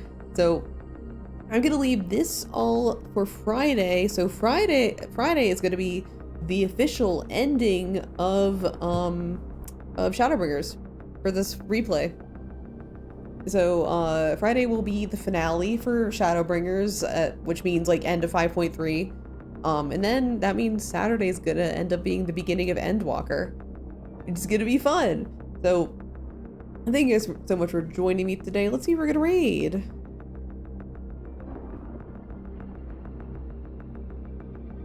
I'm so excited to get into the Shadowbringers finale.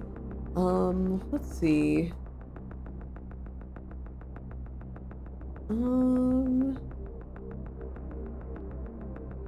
Let's see who's on.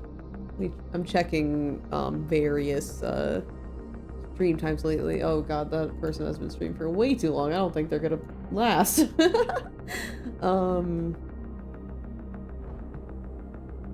Huh. Okay, how about tonight's an Errol night? Errol is currently playing Hades 2. So we're gonna raid into that. What the fuck? What happened to my raid? Okay, the raid thing changed. Okay. For some reason the raid changed.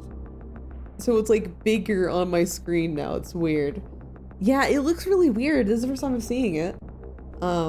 They literally like changed it between Tuesday, yesterday. Yesterday didn't look like this. They just changed it today. Yeah, we're gonna be heading over to Errol. Friday is gonna be the finale of Final Fantasy XIV Shadowbringers. We're gonna be finishing up 5.3. By the way, I'm just gonna leave this as like a general invitation. If you play Final Fantasy XIV and want to join me for the final fight of Shadowbringers, then you're welcome to do so. Just don't. Just as a general invitation, just because I'm gonna need people to join me. But yeah, we are. So yeah, it's gonna be Friday. It's gonna be fun. Anyway, I hope everyone has a great rest of your night. Bye bye.